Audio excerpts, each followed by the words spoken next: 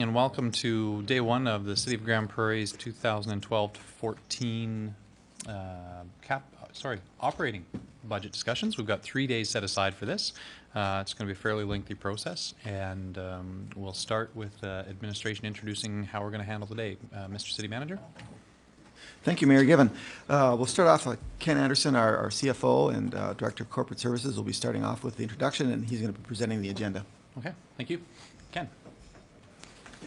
No, thank you. You didn't steal my intro this time. I remember that from last time. Well, welcome to part two. Before I get into part two, you've had a few days to reflect on last week. Do you have any questions or concerns going into part two here? Looks like no. Seeing none. So here's the agenda for the 3 days. Go through an economic review and forecast for the 10-year period 2011 to 2021. Discuss the business plan process and strategy, and the service area presentations: City Manager, Public Works, Community Services, Intergovernmental Services, Protective Services, and Corporate Services. One good thing about setting the agenda is placement of myself.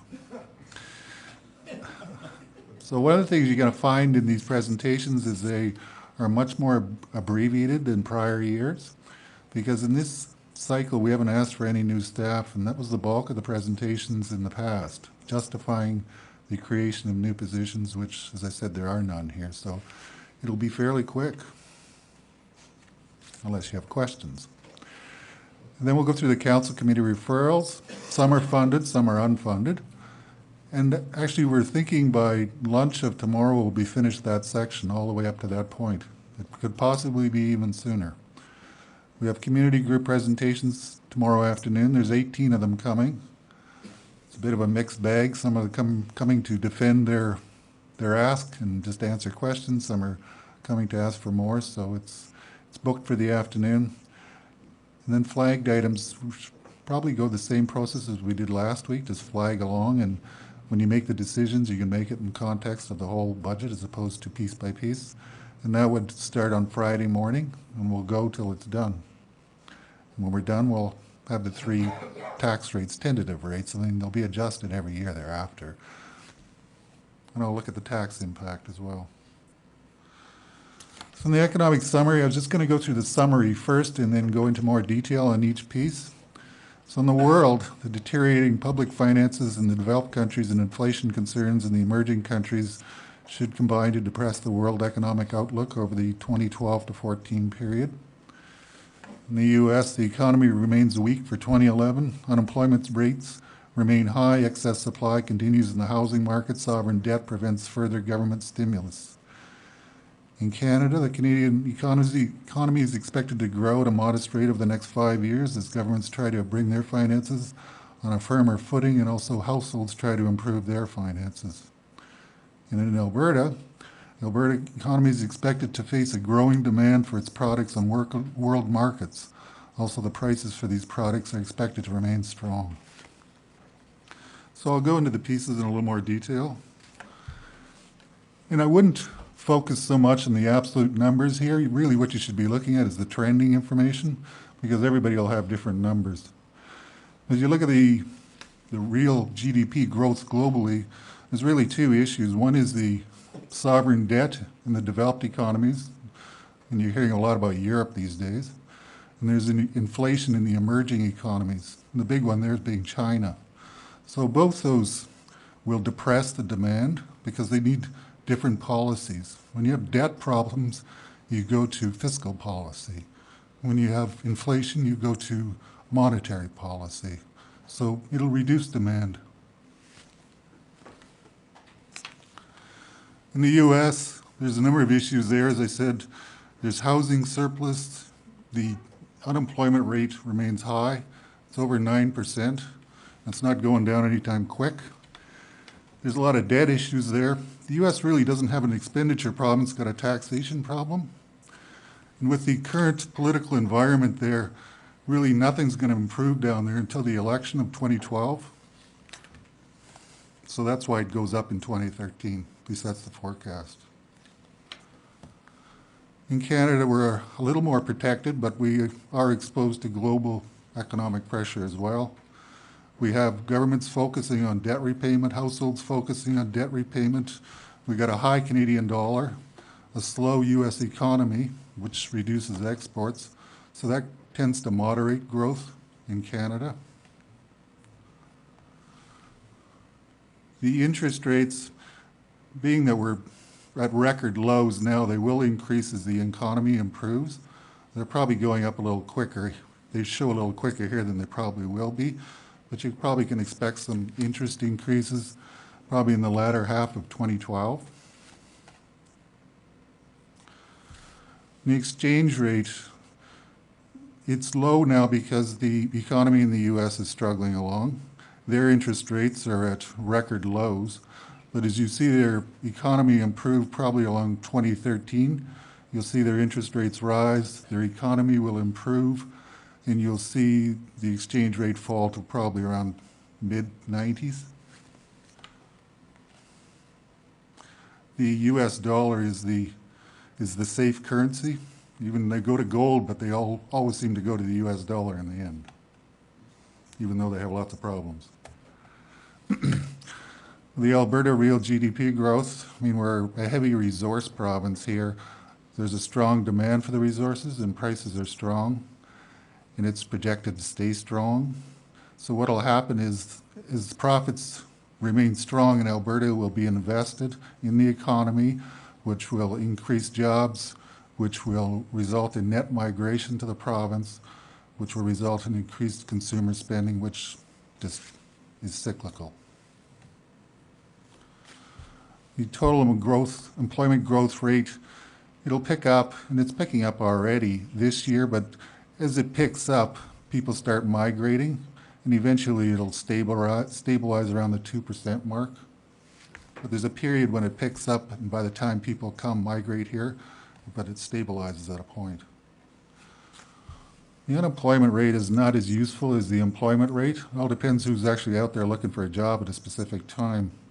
So you can see it's probably going to trend down to the 5%, which is fairly low because there is a structural unemployment rate where people do actually change jobs.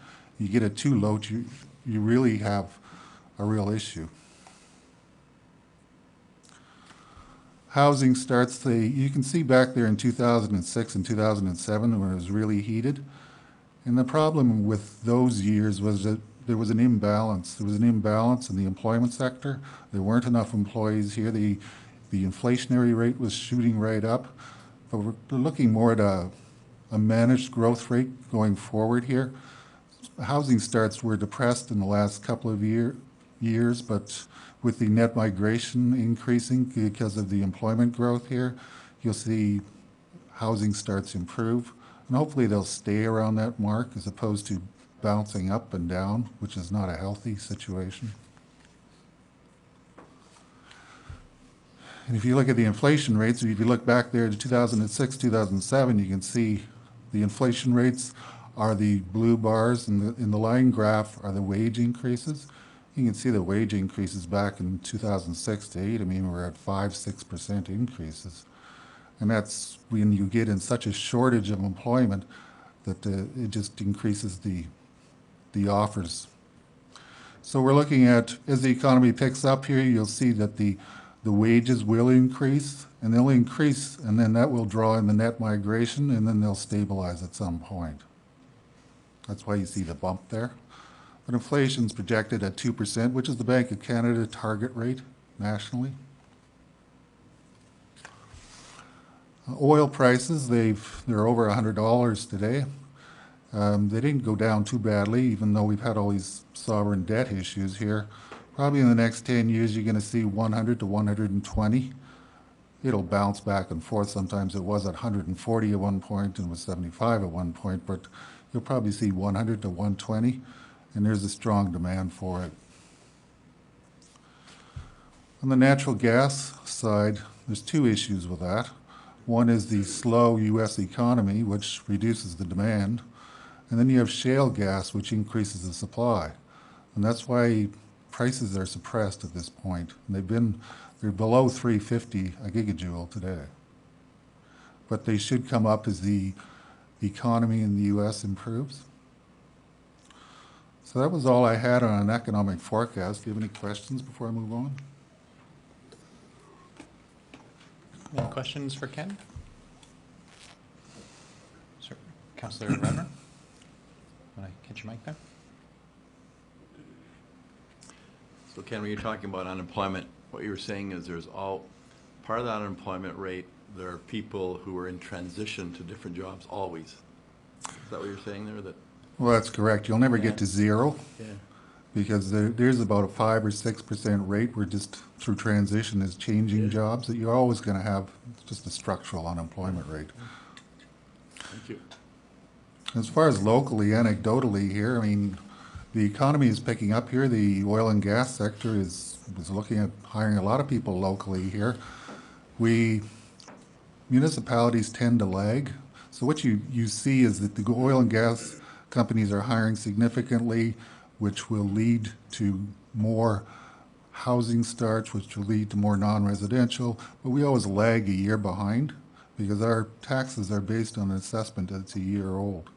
So the employment that's going on in the energy sector is it's a leading indicator that things are improving here. Thanks, Ken. Just anecdotally, I guess, too, there are a lot of discussions on the BC side of the border about some fairly significant projects that would drive a lot of employment, and even down towards Grand Cache, expansion of the electrical plant there, another coal mine, and I think all those would have a fairly significant impact. So one thing, Councilor, so I'll recognize you if we go around for this portion as we go through. If you just want to sort of signal by hands, maybe we can try it that way. And when I give you the nod, you can turn your microphone off, but you have to remember turn your microphone on, but then you have to remember to turn it off. Okay, we'll try that just rather than having people's mics go on and off when they weren't expecting it. Okay, are we ready for Ken to move on to the next bit? Okay, thanks, Ken. Okay, I'll go on to our business plan process. As you're aware, there's 2 revenue losses in 2012. One is the county fire agreement at the end of this year, which is a value of $2.2 million. And the Aquaterra Corporate Services, which is transitioning off completely at the end of this year, $2 million. Total $4.2 million. If you were to offset that with a required tax increase, that would be 5.25%. Because our overall property tax is $80 million. When you look at the annualization of the multiplex, it's just about ready to open, but it's only been budgeted for a partial year in 2011, so we have to annualize the amount. So if you look at your book there, what you have is the multiplex increase 2012 over 2011 is $4.315 million, and you reduce the net cost of the leisure center to $625,000, which reduces it at this point to a soccer-only facility. And I put in a contingency here, and I'll talk about that more in a minute. But that totals $4.190 million, which, again, if you required a tax increase for that, that would be 5.20%. So if you look at it from 5.20 and 5.25, you're at 10.5 practically. Add in inflation of a couple of percent, you could say at 12.5% going into 12. Okay, Ken, we had a question, Councillor Gustafson. Yes, Mayor Bill. So the 200. You're going to have to turn on your own microphone. So the 200 that the county puts into the leisure center, that we're also losing that as well. We're just losing that for now.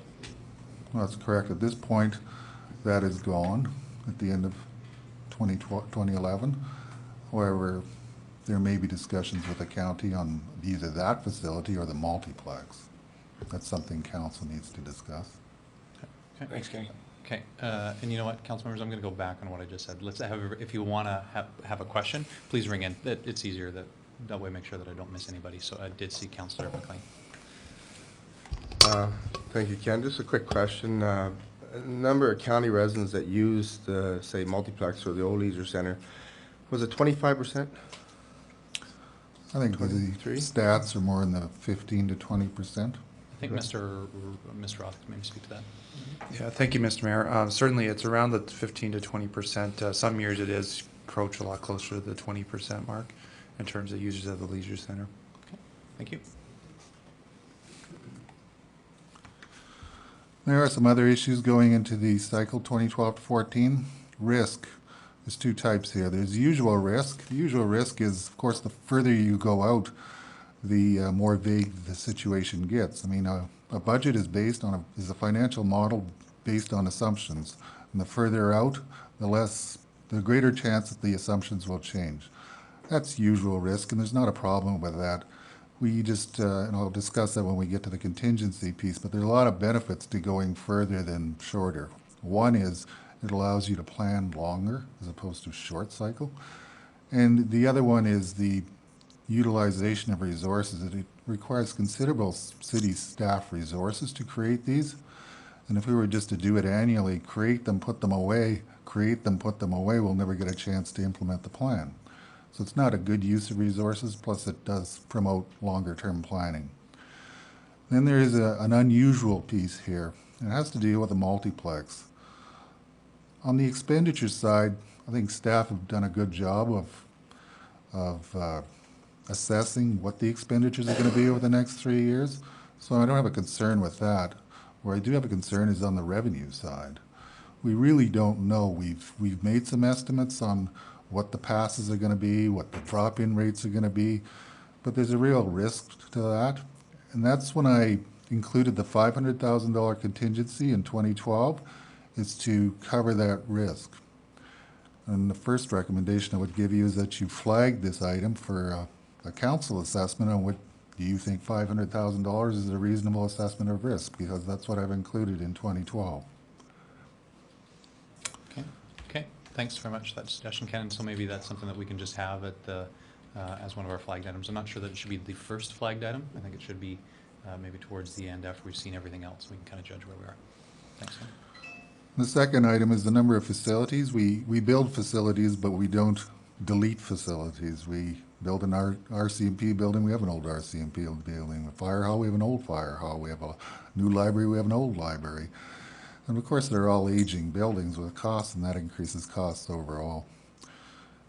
The last time we did our budgets, we did the cycle 2008 to 2010. And in 2008, we added on 2011 just to cover that 1 year across the election cycle. So we really haven't done a recalibration of all of our expenditures since 2007. So, and some of them are significant. For example, insurance is going up 10%, we believe, from 2012 to 2011. So there's the whole recalibration results in issues. So the planning principles we used, we were looking for a tax adjustment of 2 to 4% per year, trying to keep it to the cost of living adjustment, which cost of living depends how you define it, which goods and services are in there. We have no new staff over the cycle 2012 to 14. We reduce operating budget by 1.5% for each year. And that's a struggle for some departments, because if you have staff and staff is your major component of expenditure, and we're telling people not to displace staff, I mean, it becomes very difficult to do. Other areas have more services external services that they have some discretion over. So as I said, we were not looking for staff reductions. We were adjusting for inflation, and staff were given those amounts, and no change to the service level. So where'd we end? And then there's one other we did with the community groups. We funded organizations that were funded in 2011 at the 2011 rate or lower, if that's what they requested, but no new organizations have been funded here. And that's what's going to happen tomorrow afternoon.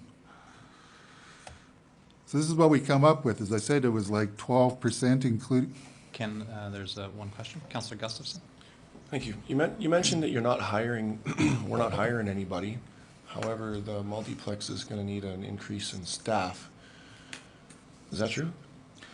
Well, we have engaged the staff. We've hired the staff this year, because we're not going to build the facility and not staff it. So it's been staffed already. Okay. And we've also staffed the RCMP detachment that's going at the multiplex too, because we're creating it, we need to staff it, so that's a given. But all of the other departments, no. And the third fire hall, which we've hired the staff over the last 2 or 3 years. So really a number of those, not necessarily all those, but a number of those were actually approved in the previous budget cycle. Is that correct? They were all approved in the previous cycle. We're really not adding anything. So administration this time isn't coming with any new positions. They're all from that previous. Okay. Thanks, Ken. So, as I said before, with the loss of revenue and the annualization of the multiplex and inflation, it could be 12% plus. What we've come up with here, and I'll just describe this pre-rate and post-rate. The pre-rate change is what we did for the passes for the multiplex, and the post-rate is when council decided a few weeks ago to reduce it. I just want to show you the effect of that reduction here. And I know some of you are probably thinking, well, we've lowered the rates now, so we're going to increase the sales. You may. I mean, how the demand increases due to a price change is referred to as the elasticity of demand. And to assume that because we lower the rates that we're going to offset it with an increased demand and get the same amount of revenue, I don't believe that will happen here. I mean, Grand Prairie is a fairly affluent community, and I don't think that they're that price sensitive. Sure, there will probably be some changes, increases in the sales, but we don't really know. And as I said before, we have a contingency here because we've made an estimate on the number of passes we believe we can sell.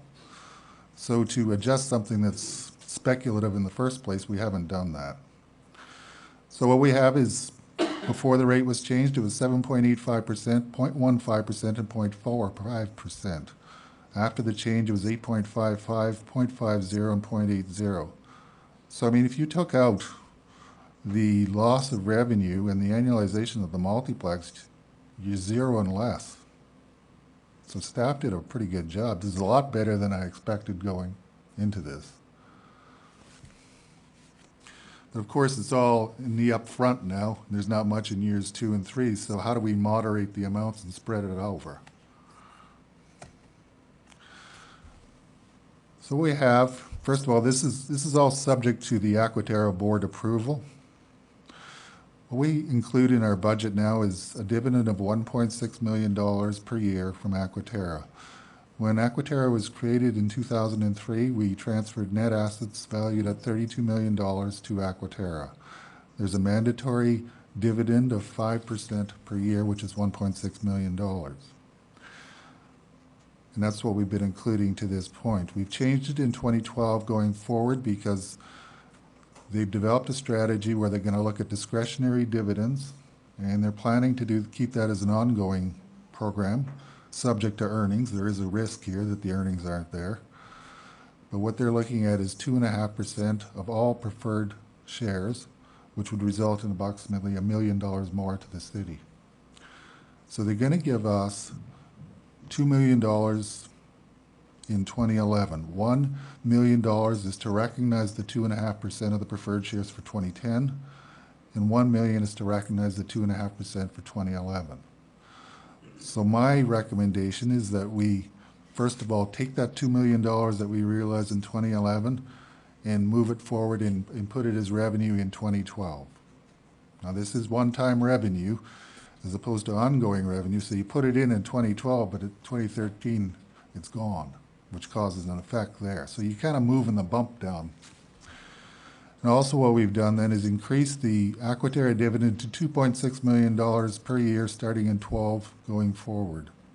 As I said, there is a risk on the $1 million, but I think the shareholders need to indicate their desire to the company. The next strategy for leveling it out was to use the financial stabilization reserve to smooth it out. So what we've done is we've put $1.7 million of the reserve into 2012, and we're going to repay the reserve $900,000 in 2014. In other words, we're not pulling the $800,000 out of there, which is 1%. So as you go through this, either in this planning cycle or as you get closer to 2014, one option for council is to say we're not going to repay the $900,000 to the reserve, which would lower it about 1% more in 2014. But you may want to get closer to that point and see where we are. And we're also shifting $750,000 of the capital tax from 2013 to 2014, trying to move the bump along here a bit. I see Councillor Radburn. Thank you, Mayor Gibbon.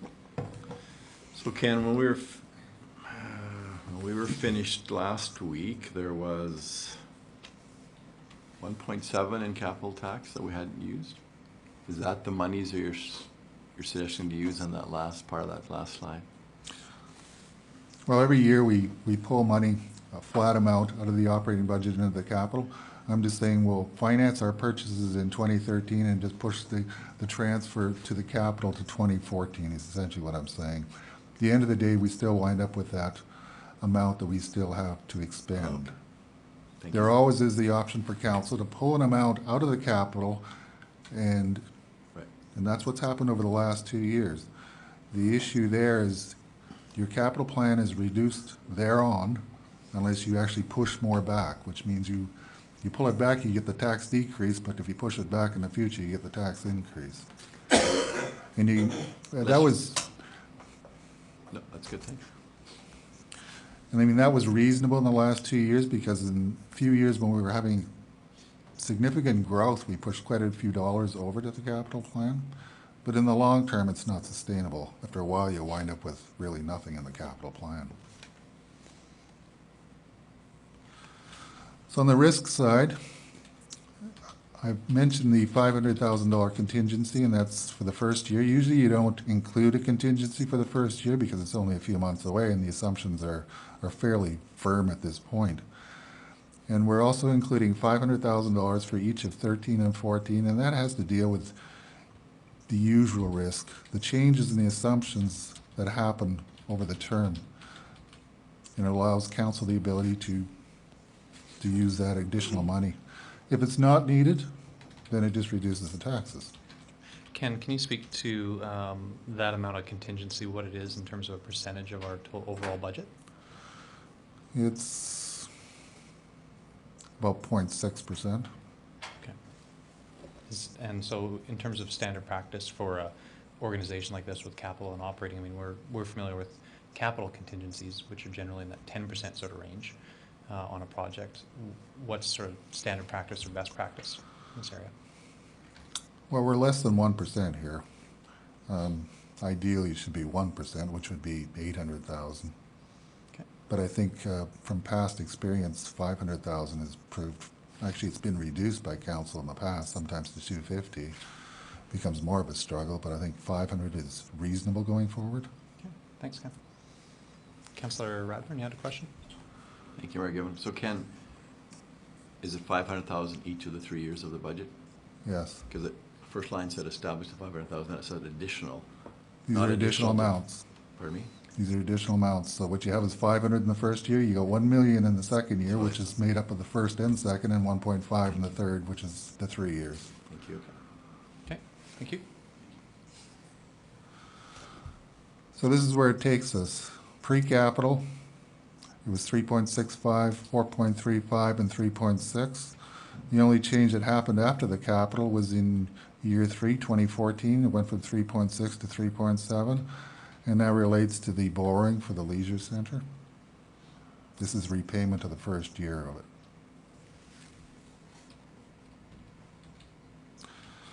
So if you look at the average residence impact for these amounts, the average residential assessment is $245,000. The municipal tax increases for that residence would be 2012, $84, 2013, $104, and 2014, $92.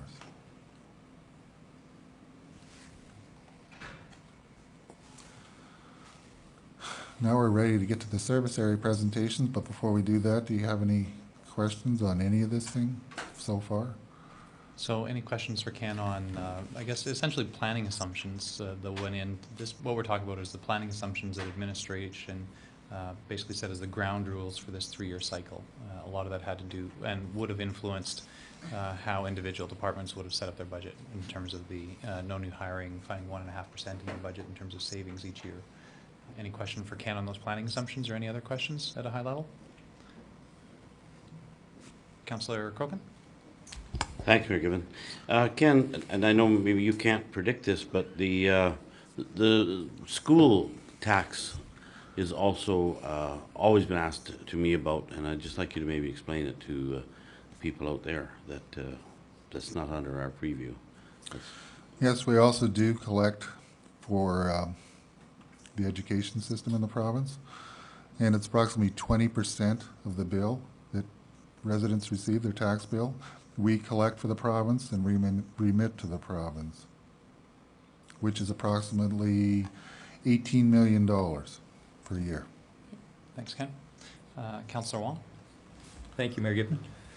Ken, do we factor in increase in property assessment, and are we predicting an increase this year? Yes, we are. When we get to the finance, I would talk about that, but I can tell you now that for 2012, we're looking at $950,000 more in taxes. And for 13 and 14, it's 1.5 million for each year. Okay, so is that already taken into account when you looked at the property tax adjustments? Yes. Okay, thank you. And Councillor Radmer? Thank you, Mayor Given. So Ken, I'm not sure if I understood. So what I'd like you to do is tell me what the financial stabilization reserve is now and what it will be those 3 years. Because there was some coming out and in. So give me the summary. The financial stabilization reserve is approximately $6 million going into 2011. We believe that we're going to have a surplus this year for a number of reasons. Some are wage settlement related, some are penalty related, some are interest related. We're probably looking at, depending how much it snows, $1.5 to $2 million. So we could be having $8 million in the reserve. And that's not considering the $2 million Aquaterra special dividend that we're going to get. So that's $8 million. So what we're saying is take 1.7 million of that in 2012, and in 2014 pay back 900,000 of that. So it's going to be down essentially $800,000. Okay, clarify, Councillor Radmer? Thank you. Okay, Councillor McLean? Thank you, Mayor Given. Ken, the question I have at this time, if we're going to know soon or not, how many reserves does the city have? And, you know, I don't even know that yet, and I'm like a councillor. That's a timely question because the GGS next week, Don Sauve is going to be taking a report on reserves and the collapse of the number of reserves. We have about probably a dozen reserves at this point. Okay. Some of them are very old, and Don is redefining them with some recommendations, so that will come forward next week. Ken, just at a high level though, for everybody's information, approximately how much does the city have in all its reserves, including the ones that are special defined use? Probably 30 million. Okay. Okay. Thank you. That's a good answer, eh? Yeah, you didn't even have to look over your shoulder. Yeah. You got a mirror here. Thanks, Ken. Okay, so if those are all the questions at this point on the high level, then we'd jump into service area presentations, and I think the first is the gentleman to my right, Mr. City Manager. Ken, Well, what just we're going to further? do is somewhat different here. They're going to stay in their seats. They don't want to sit here.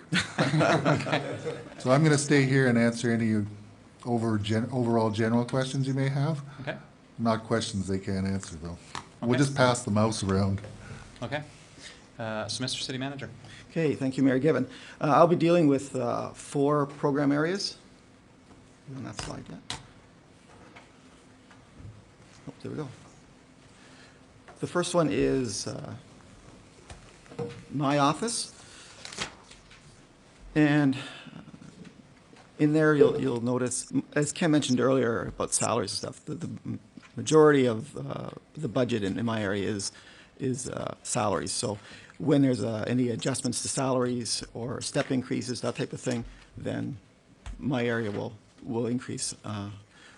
We did do a number of reductions, which will be the next slide, and I'll talk about that later. But in terms of what we're doing in terms of the overall budget in our area, one of the things that we didn't have in 2011 budget that we're paying for, but we need to add into the 2012 to 14 budget is the City Hall, or the coffee fund. That was something that we decided that we would pay for, and so it's never been budgeted. So we're putting it into the budget in 2012. The other thing that we're doing, just like the city clerk's area or intergovernmental services, they do census and they do election, and what they do is they have a total amount for that, but they put it over a number of years.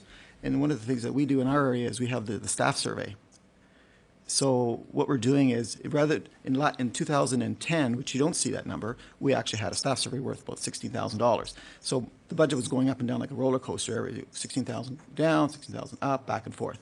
So what we're doing is we're going to put annualize it every year. So it's going to be level from now on. So that's why in 2012, there's a $8,700 increase for the surveys. That it would be from then on the same every year. So that impact then means a slight 1%. Well, you can see it there. It's about $8,000 increase in 2012, and then it just levels off in 2013 and 14. In terms of the reductions, what we've done is we have reduced travel costs in our area, fewer conferences. We've reduced our public relations budget. We've reduced our budget code area that deals with our when we go away for our retreat and leadership network meetings. For example, we don't have lunches anymore at those meetings. We've done a number of cost reduction things to meet the overall guidelines of trying to get down that reducing expenses. The other area we have is human resources. Oh, go ahead. Councillor Radburn? Mayor Given, do you want to go? Can we go? Sure, so. Just stop after each Yeah, one? I think Okay. at each sort of section, we should ask any questions. Yeah. So do you have a question at this So, point? it's good. So I appreciate the way we're going through this because I'm pleased that we're going by kind of each section in our binder. So I appreciate that. And I appreciate the fact that you're outlining kind of what increases and what cuts you made. I think that's really appropriate. So I'm just going to, so really if I look at that $41,000 increase from 211 to 212, Greg, in this, really you're saying coffee fund, staff survey, and staff salary step increases. Really, that's right. That's what's involved there, and then some of the reductions you've shared too. So, yeah, thank you. Yeah, that's all. I just wanted to clarify that. Okay, thanks very much, Councillor Radburn. Carry on, Greg. Okay, so the next program area is the human resources area, and as you can see on there on the slide, that one is a department that's been able to do the reductions as per our guidelines in terms of every year going down, and they've been had a slide dealing with their reduction strategy as well. Okay, oh, the other one program area, I combined all the reductions onto one slide. So the other program area that's human resources related is the staff learning and development program, and this one really ties into, it's a percent of salary, and Ken, help me out with that. It's 2-point-some% now, or? I believe it's 2.8. Yeah. So this is 2.8% of the total salaries that the city of Grand Prairie pays to all employees, is that correct? Correct. Back in about 1996 or 7, there was a goal to reach 4% of salaries in training and development. And we have never actually reached that point yet. So we're at the 2.8% mark. Sorry, Ken? But it does go up every year since salaries do increase. So. Yeah. So that's why there's that increase there. And now council's, it's not only staff learning, it's also council learning and development comes out of this budget area. Okay. And we have a blank screen.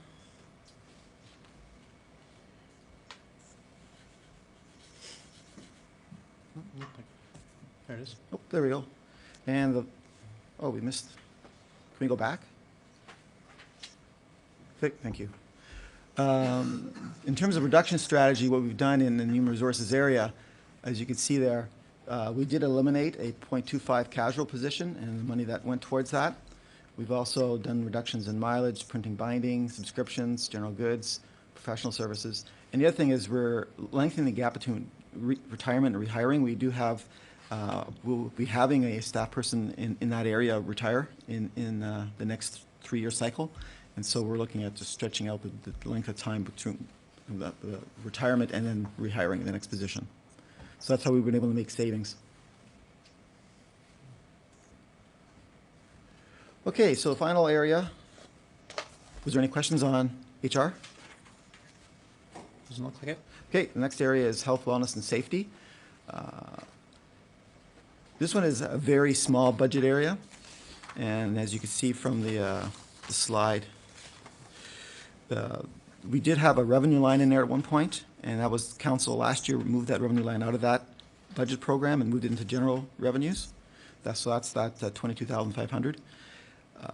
So we don't have that revenue line, so that's why the net is a net increase for 2012.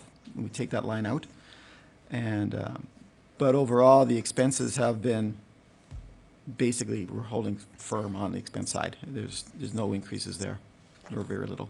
So, Greg, just to speak to that revenue, that revenue coming in is essentially the city's rebate on their core, is that correct? That was For the provincial government? Yes, that's the Partners in Injury Reduction Program, PIR, and so that rebate is now just put into the general revenues. Okay. Okay, thank you. And I believe that's all I have in this area. Oh, yeah, so the reduction strategy in the health, wellness, and safety area was very small. There's just some subscriptions and travel was reduced. I believe that's it. Okay, thank you. So any questions for Greg on any of those 3 or 4 areas that he covered? They're pretty small. And don't try and slow play it. Oh, these are just small areas. You probably don't have any questions about this. But it looks like council doesn't have any questions, and so we'd move on from there to Public Works. Yeah, now we're going to the Oh, we're handing off the mouse. handing off the mouse to our Public Works Director, Frank Descavich. You saying this might not be such a small area? I do see a question from Councillor Radburn. So, Bill, the process is that we need to flag, like, if there are any items in Greg's area, we need to flag them now and Right. as we Yeah. go. Okay. Yeah, I think so. So for council members, if there's something that you want to discuss further or you need more information on, it'd be appropriate as we go through each service area to flag them and say, I'd like to talk about this item or get more information on it. So same as we did with capital, we obviously a little bit more complex, I guess, maybe, given that it's operating, but same sort of thing. If there's something you need more information on, want to have further discussion on, then please do flag it as we come across it rather than trying to remember it at the end, because it's going to be pretty long day full of a lot of different numbers. Okay? So we ready to move on to the Public Works area? Looks like it. Mr. Descavich. Thank you, Mayor Given.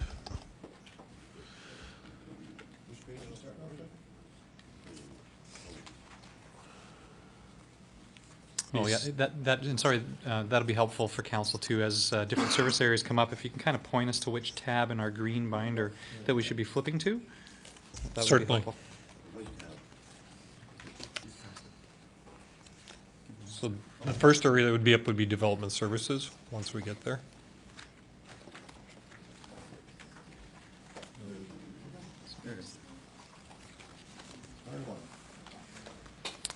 Yeah, there you go. Yeah, and if you can give us page numbers, that'll be helpful too.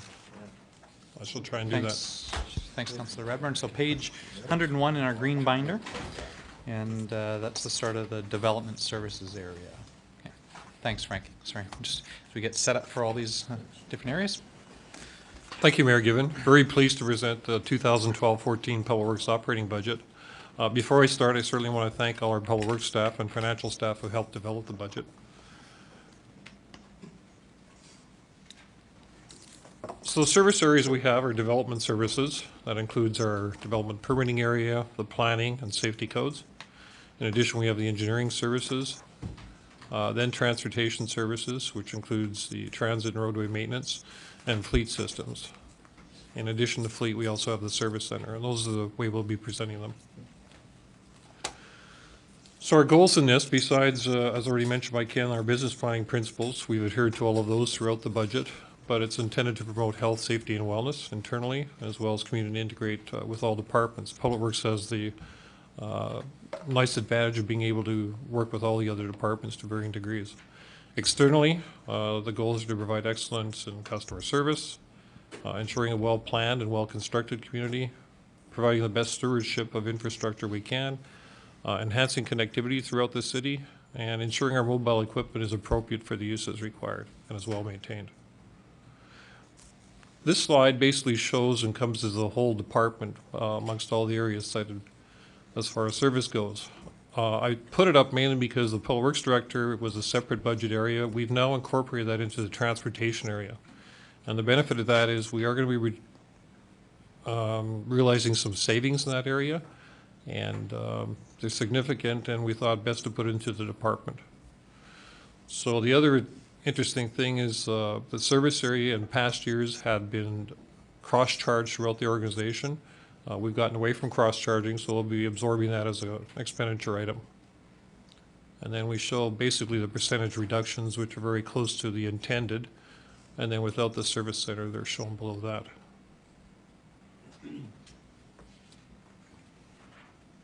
So how do we do this? Basically looking at revenue increases. And this resulted from a number of initiatives. We're looking at proposed fee charges to Aquaterra. That ties in with our engineering for work they do within our right-of-ways. We're also continuing to provide some service in the fleet area. Preliminary indications that would extend till about the middle of 2012.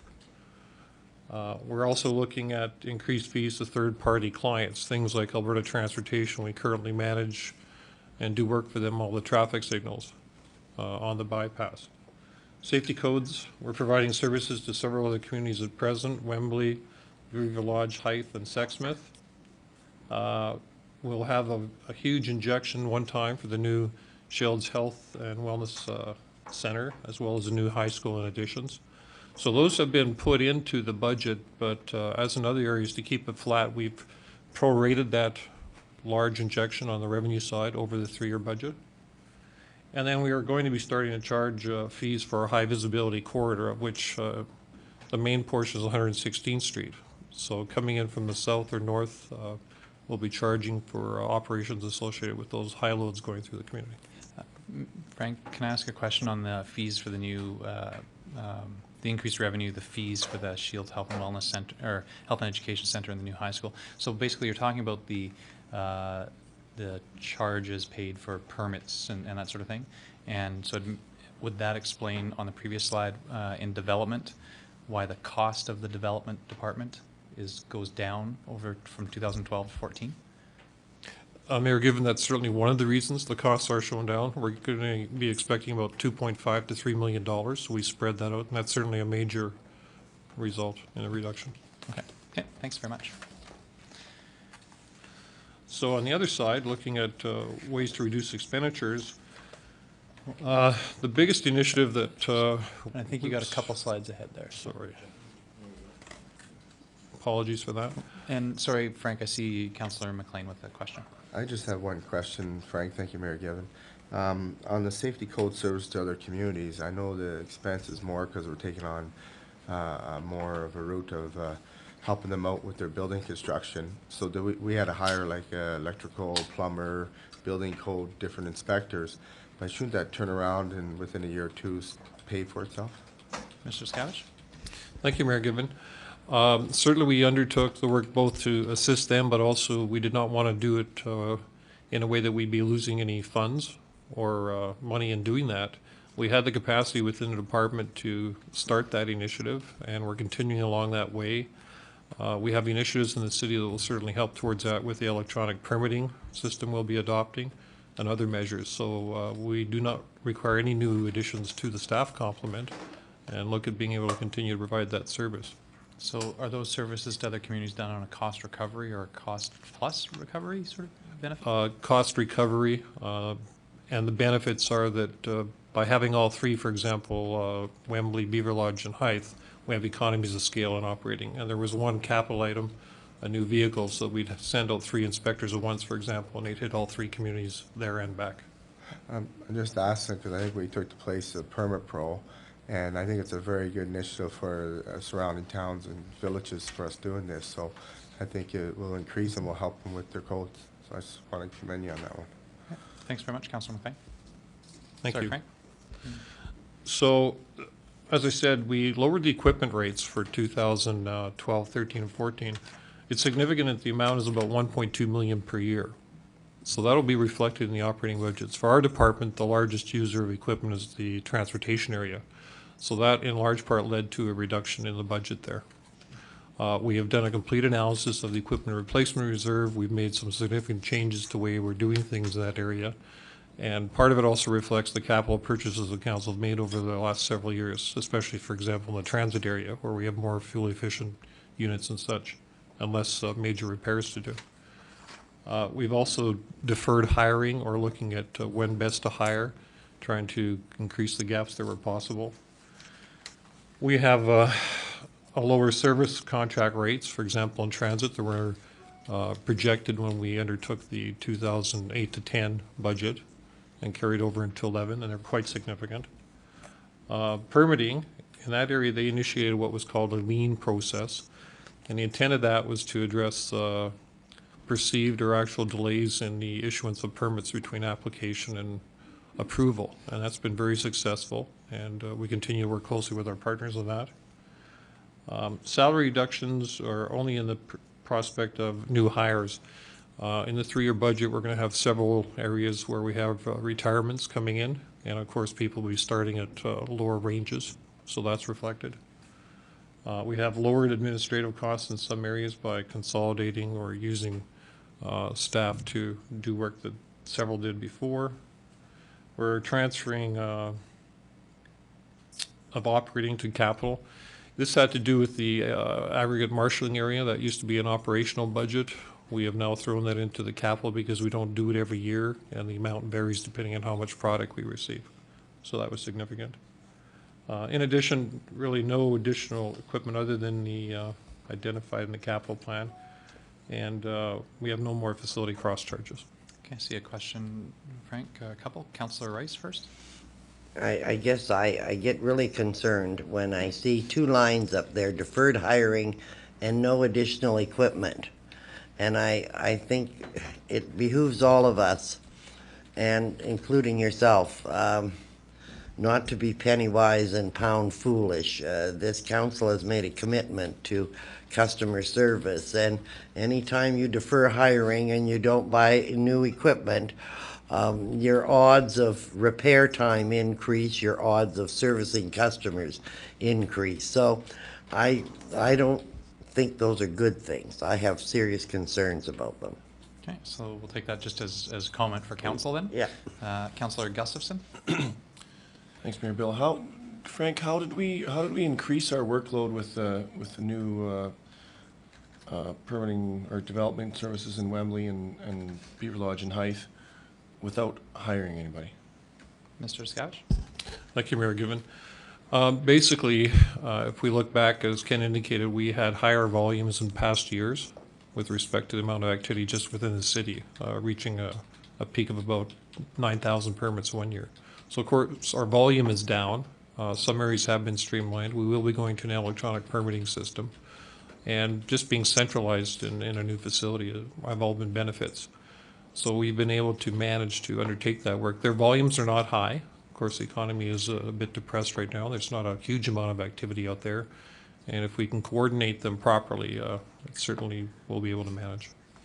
We are also in the process, we've just hired a new plumbing inspector and have hired 4 people in that area. Of course, on the other side, we've lost a couple, so. Okay. Thank you, Frank. I see a couple others. Frank, Councillor Wong. Thank you, Mayor Given. Frank, with the decrease in expenditures, are we still looking at maintaining the same service levels? Because I think that was one of our goals, and it looks like quite a bit of decreases here, and I just want to make sure that it doesn't affect our service levels. Mr. Scouch.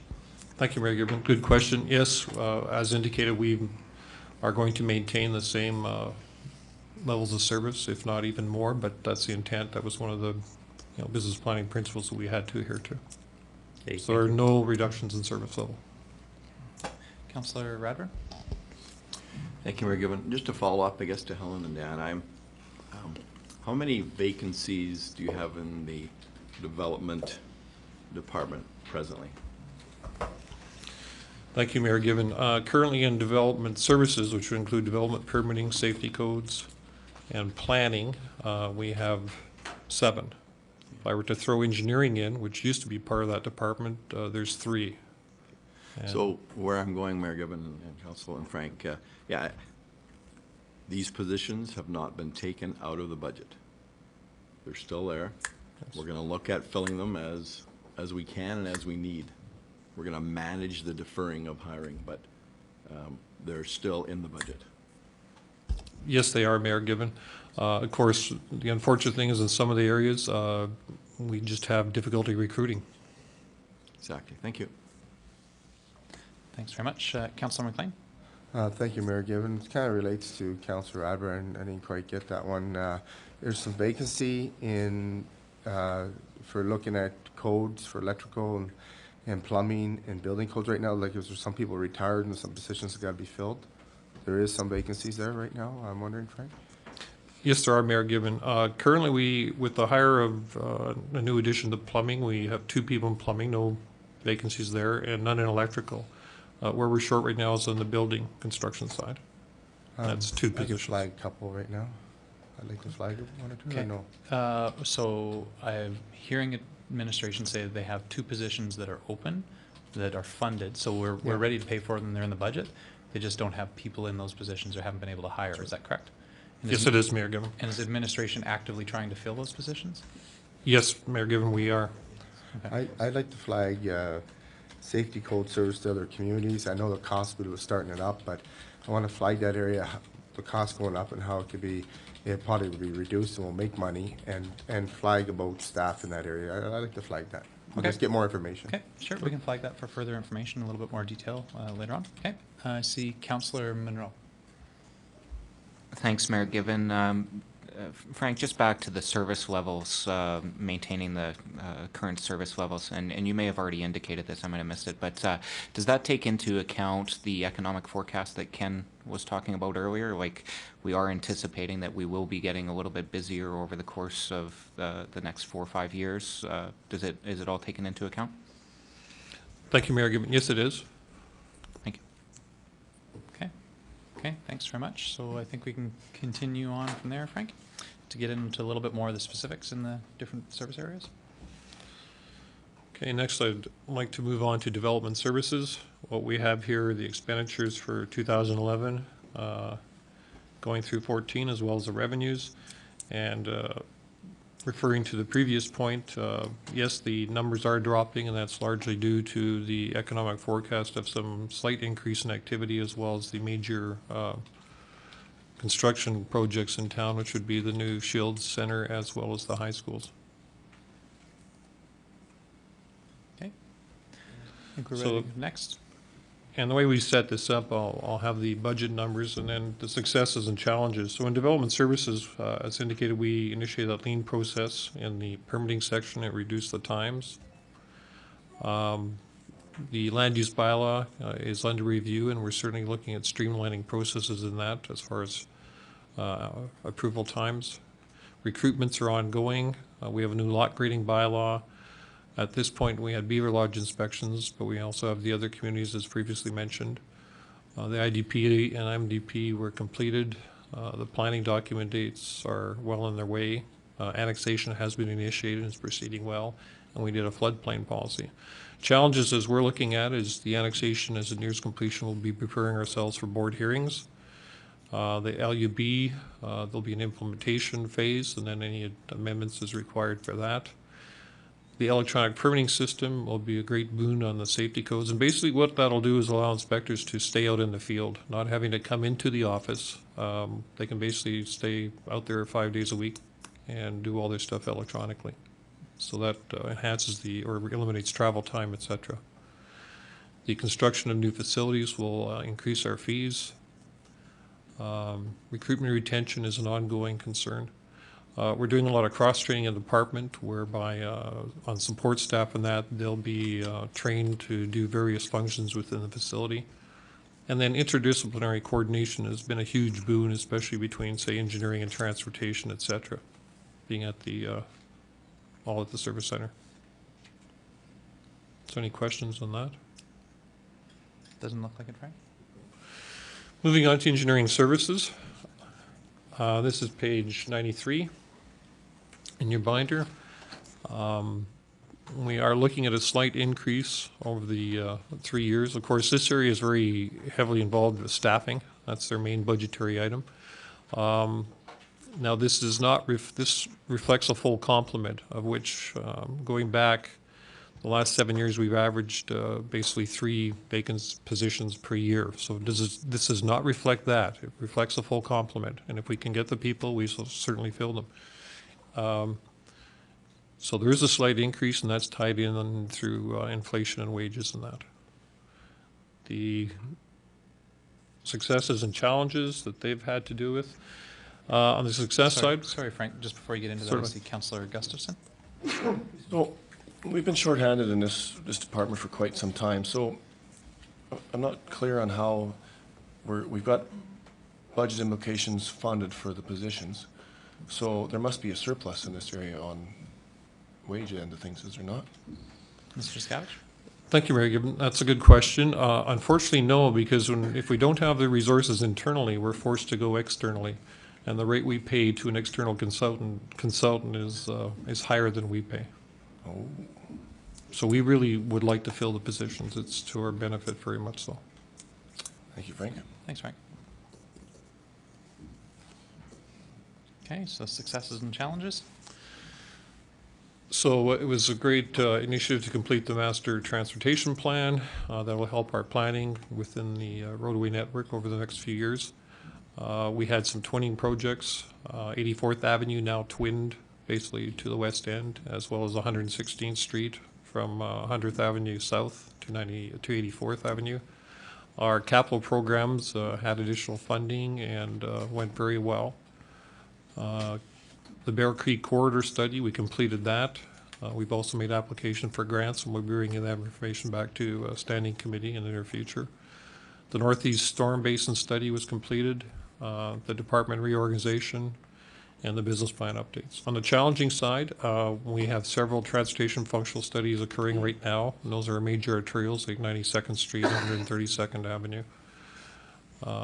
We are going through the new design and construction manual. We've had numerous meetings with all of our partners, from the contractors, consultants, developers. Those are ongoing, and we're taking various sections of the manuals, 2 or 3 at a time. We've had 84th Street, 92nd Street, those transportation functional studies. It'll be the implementation phase after that. The storm master plan is due for renewal. Again, recruitment and retention, capital expenditures, existing versus new infrastructure, and then managing others affecting city infrastructure. This one basically has to do with the impact that shallow utilities and other utility companies have on our right-of-way and on the work we do. So we are scheduling meetings with ATCO Gas, ATCO Electric, Aquaterra, and Eastlink and such to address that. It's really a timing thing, and we'd like them to come in before we start work, not after. I see a couple of questions. Councillor McLean? Thank you, Mayor Gibbon. Frank, 132nd Ave, it was in the capital and about the intersection and going east. Is this design also be talking about looking at going west to where that Bear Creek Golf Course that way as well, or? Thank you, Mayor Gibbon. Yes, the 132nd Avenue Functional Planning Study includes all of 132nd Avenue from our east city limit to our west city limit. So that's all included. Okay, and Councillor Crokin?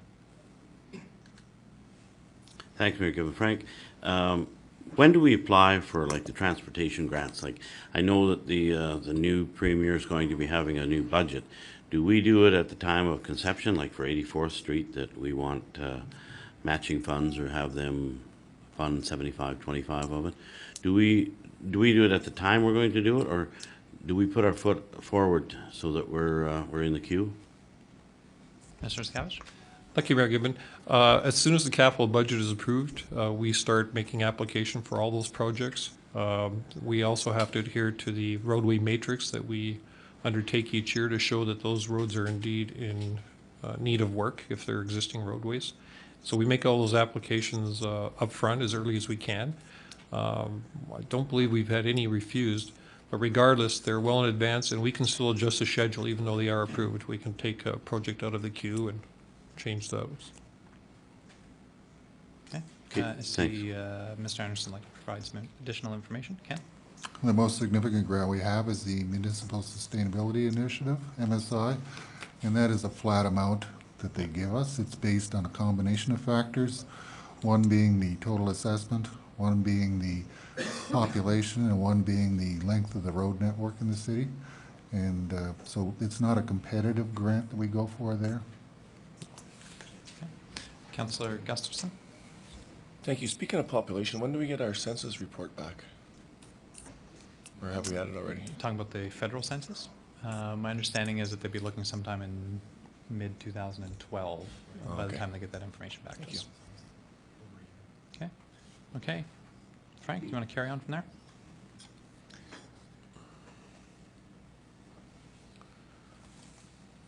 So the next area is transportation services. This is the largest program area we have. And this starts on page 71 of your binder.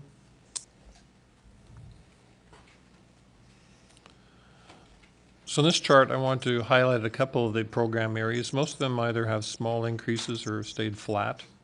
The snow removal. The levels of services are being maintained, and the reason for the reduction is because of the lower equipment rates. So I wanted to highlight that because even though the number is down as far as budget, the work and the level of service have not changed. In fact, we've added all the initiatives through the new major events and such into the program. In addition, street lighting, that was a cost that is there, and we feel that through initiatives we can make that will keep the rate the same. And we are working with AECO Electric on that. And traffic lights is slightly up because of the number of new systems that will be added to the network over the next 3 years, including this one.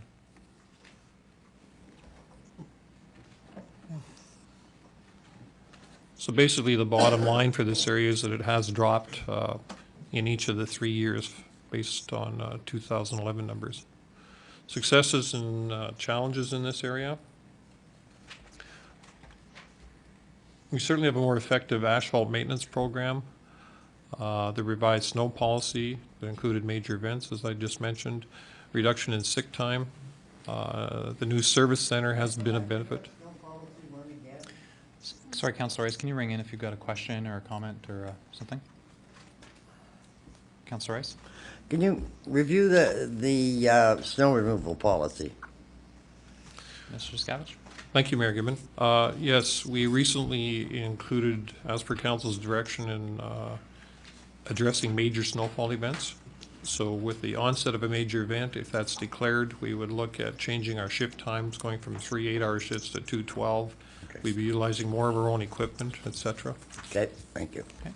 I see another one, Councillor O'Toole. Yeah, thank you, Mayor Gibbon. Frank, on the railroad crossings there, is that just maintenance that our costs are on that previous slide that you had up there? Mr. Scavage? $92,000 or somewhere in there?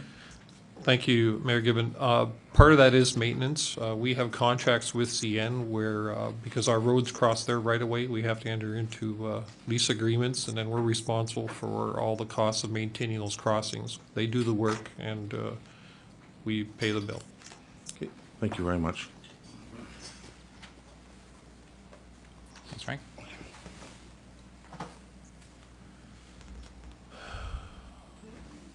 I think we're under successes revised snow policy.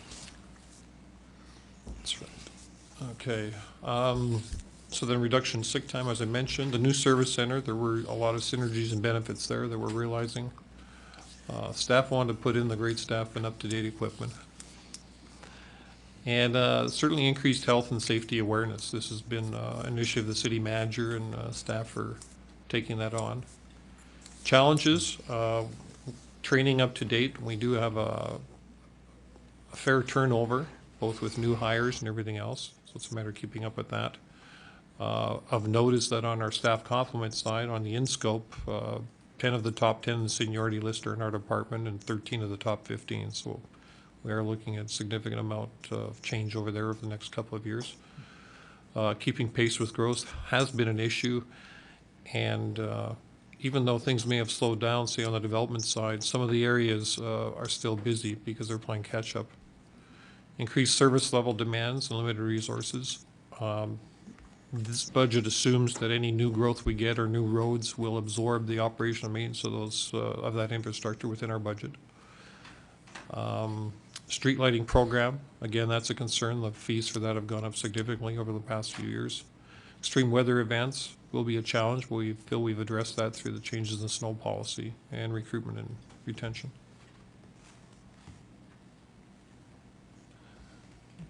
Thanks, Is there Frank. no questions? Sure, I see Councillor Radburn. Thank you, Mayor Given. Frank, I've got 3 areas I'd like you to look at for me and explain kind of the numbers for me. Sure. First on page 72. Can you just talk about to the operating costs in this area? Salaries increase is significant, a couple $100,000. Interdepartmental, you can explain that to me. Is that just a reaccounting of things? And talk to the operating cost increase of $2.8 million. Thank Mr. you, Mayor Stouch. Given. The salary component reflects the introduction of the Public Works Directors area. And the benefit there, on one sense, is if we do realize a maternity leave, that savings will be accrued to that area. Okay. The interdepartmental is just that, an accounting transfer. Okay. And operating costs? Yes. Operating costs, So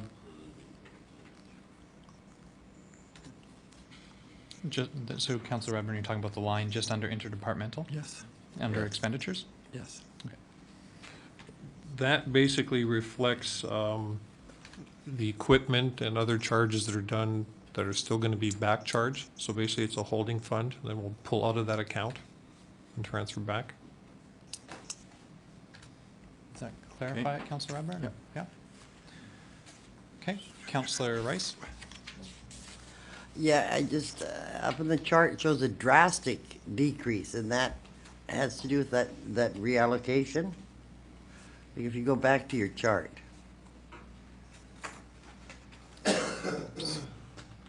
Which program?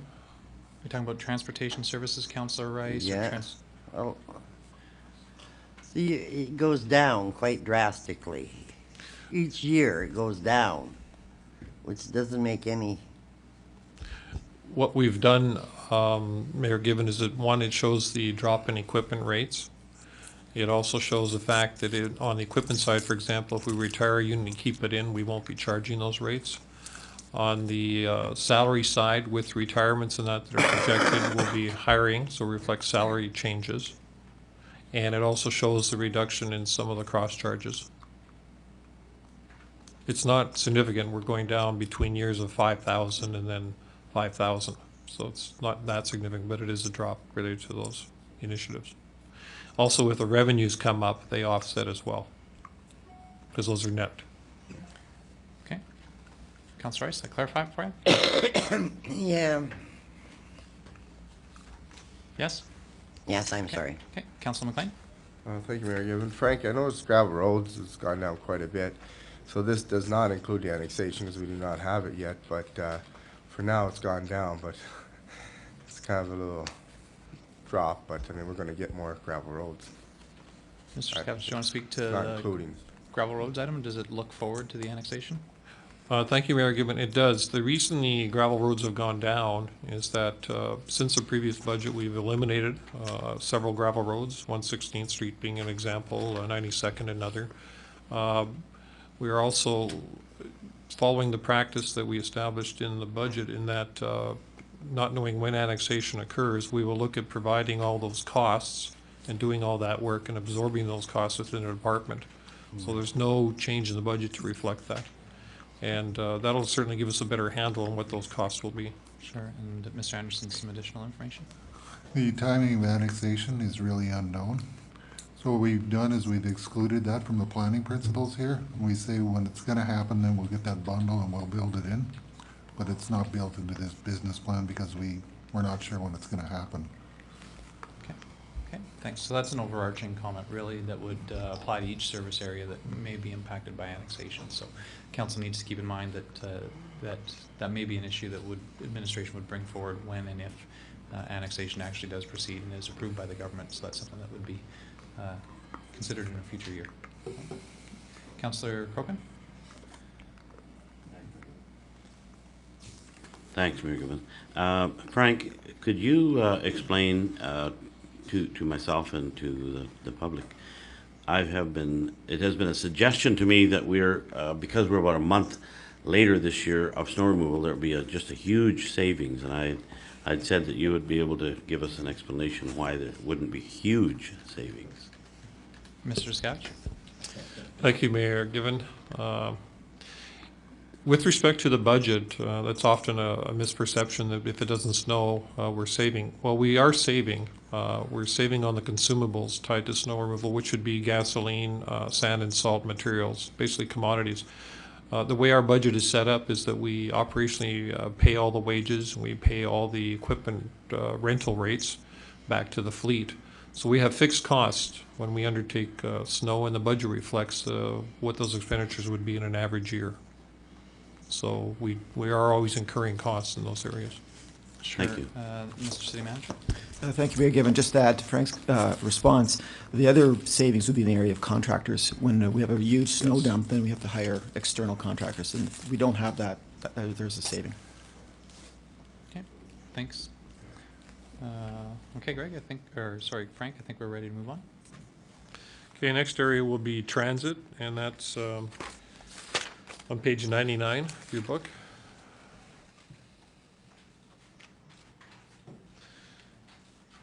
So in transit, basically we see a fairly significant drop in the net budget for this area, and that's reflecting several areas. Basically, it has to do with the fact that the service maintenance contract through our carrier was significantly less than budgeted for in the previous budget. We also have a newer fleet. And in going to the successes and challenges, for example, with respect to the fleet, we've lowered the average age from 18 years to 9 years. So this has led to a significant reduction in the cost of major repairs that were incurred for the older fleet.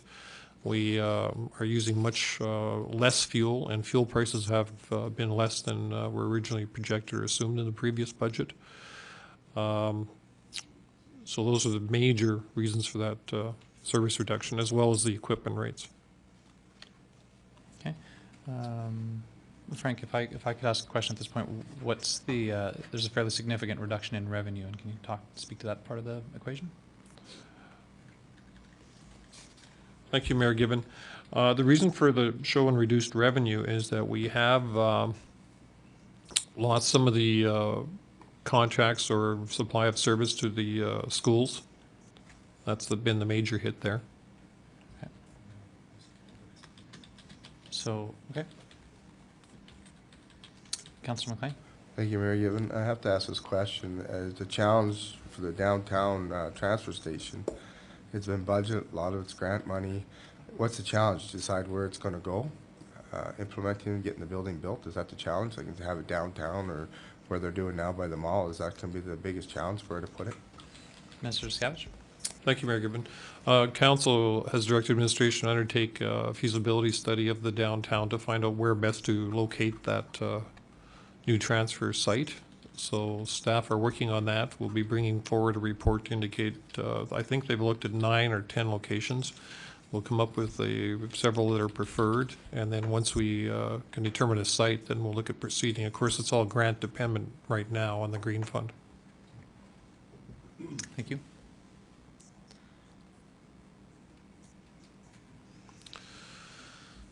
So successes,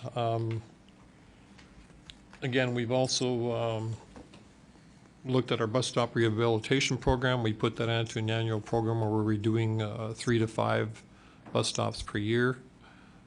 Staff training, health and wellness. We had a great opportunity to partner with the Grand Spirit Foundation in the acquisition of a smaller unit that we will be sharing and collaborating with the use of with them. Better communication with others. Also transit customers, and we had a 3% ridership increase, and that's to over almost 573,000 rides in 2010. Challenges, again, the downtown transfer terminal. Having one will certainly help growth. Funding capital purchases and system growth are an ongoing challenge. Hours and frequency of service do impact ridership. Customer inquiries after hours. Certainly we have looked at other ways of doing that, be it 311 or that, but we'll continue with what we have. Contracted driver services, we have extended the current contract, and that'll come up for renewal in 2012. And then financial support for disabled transportation, and the society will be making a presentation tomorrow afternoon to council. Any questions in that area? Okay, sorry, so if there are questions, please ring the join queue or request a question, but Councillor O'Toole? Yeah, Frank, just a question here regarding the routes. How often are they looked at? Are they looked at a yearly basis or as demand requires them? Mr. Scotch? Mayor Given, we look at the transit routes in great detail during the creation, development, or update of the master transit plan. And those are all tied to growth. So we look at, the last one reviewed the hours of service, their frequency, the best place to locate new routes or change routes. So it's an ongoing thing in that respect. But if any changes were implemented, we'd bring them forward, and it would usually take a year before they'd be initiated. Okay, thank you very much. And I think, Mr. Scavich, is it correct that we still haven't, have we, at this point in time, have we fulfilled the vision of all the routes that are in the transit master plan? My memory is that we haven't quite got there yet. Is that correct? Your memory is correct, Mayor Given, we have not. Okay. And so does this budget envision us actually fulfilling that transit master plan and actually putting on all the new routes that were proposed? Mayor Given, with the acquisition of new buses that are proposed, everything coming together will be about 85 to 90% there. Okay. I wonder, could I just flag that item? I'd like to, and my question would be how this budget aligns with the priorities or the vision of the transit master plan. So my question is essentially, by the end of this budget cycle, how close are we going to be to fulfilling that plan? So if somebody could get us some detail on that, that'd be great. I see Councillor McLean. Thank you, Mayor Given. I don't know, I guess you can say flag, but downtown transfer terminal, they're going to break it down to 1 or 2. Would there be a chance for people that use the transit for survey, if you, once you pick it to 1 or 2, where they might figure it might be the best and have a survey of like that, where transit users use it? So you're going to bring it down to maybe 2, 3 locations, but maybe a lot of people that use it may realize where it might be best to have So, one. Councillor McLean, A survey. yeah, sure. Just to speak to that, I Flag think, well, administration, that's an ongoing process. Administration will have to bring that back to committee, and when it comes back to the Public Works Committee, we, council would have the opportunity to outline whatever process they'd like to do. Either council could just choose and pick it, or if there's a strong feeling on council that we'd like to engage the users in that, in identifying the appropriate location. So I think that's a committee issue. Users, It's okay. ongoing, and I think that will come to Public Works in due course. So. Okay. Frank? Thank you, Mayor Given. So next area is fleet. And fleet is on page 96, 95 of your book.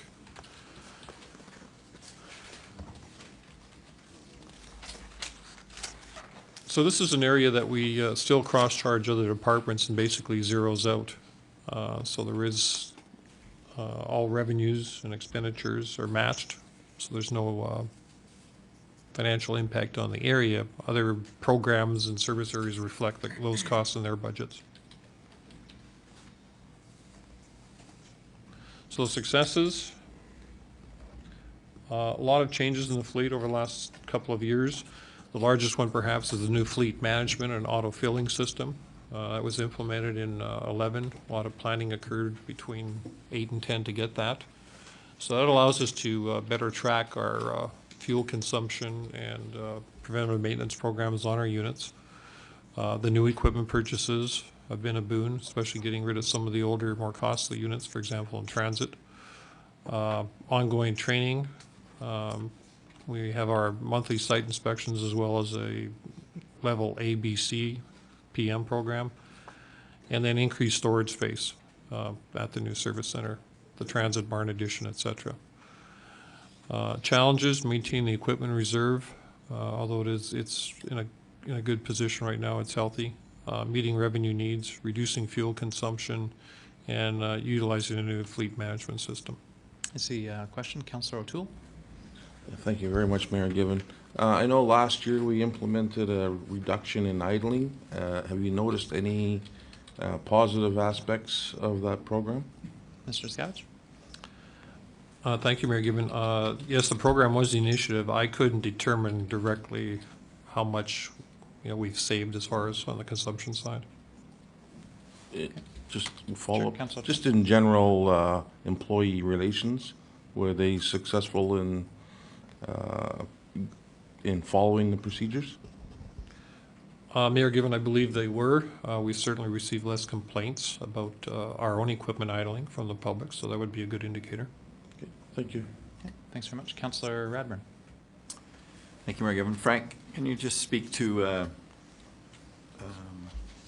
page 96, the services and goods increases of a couple $100,000 and $300,000?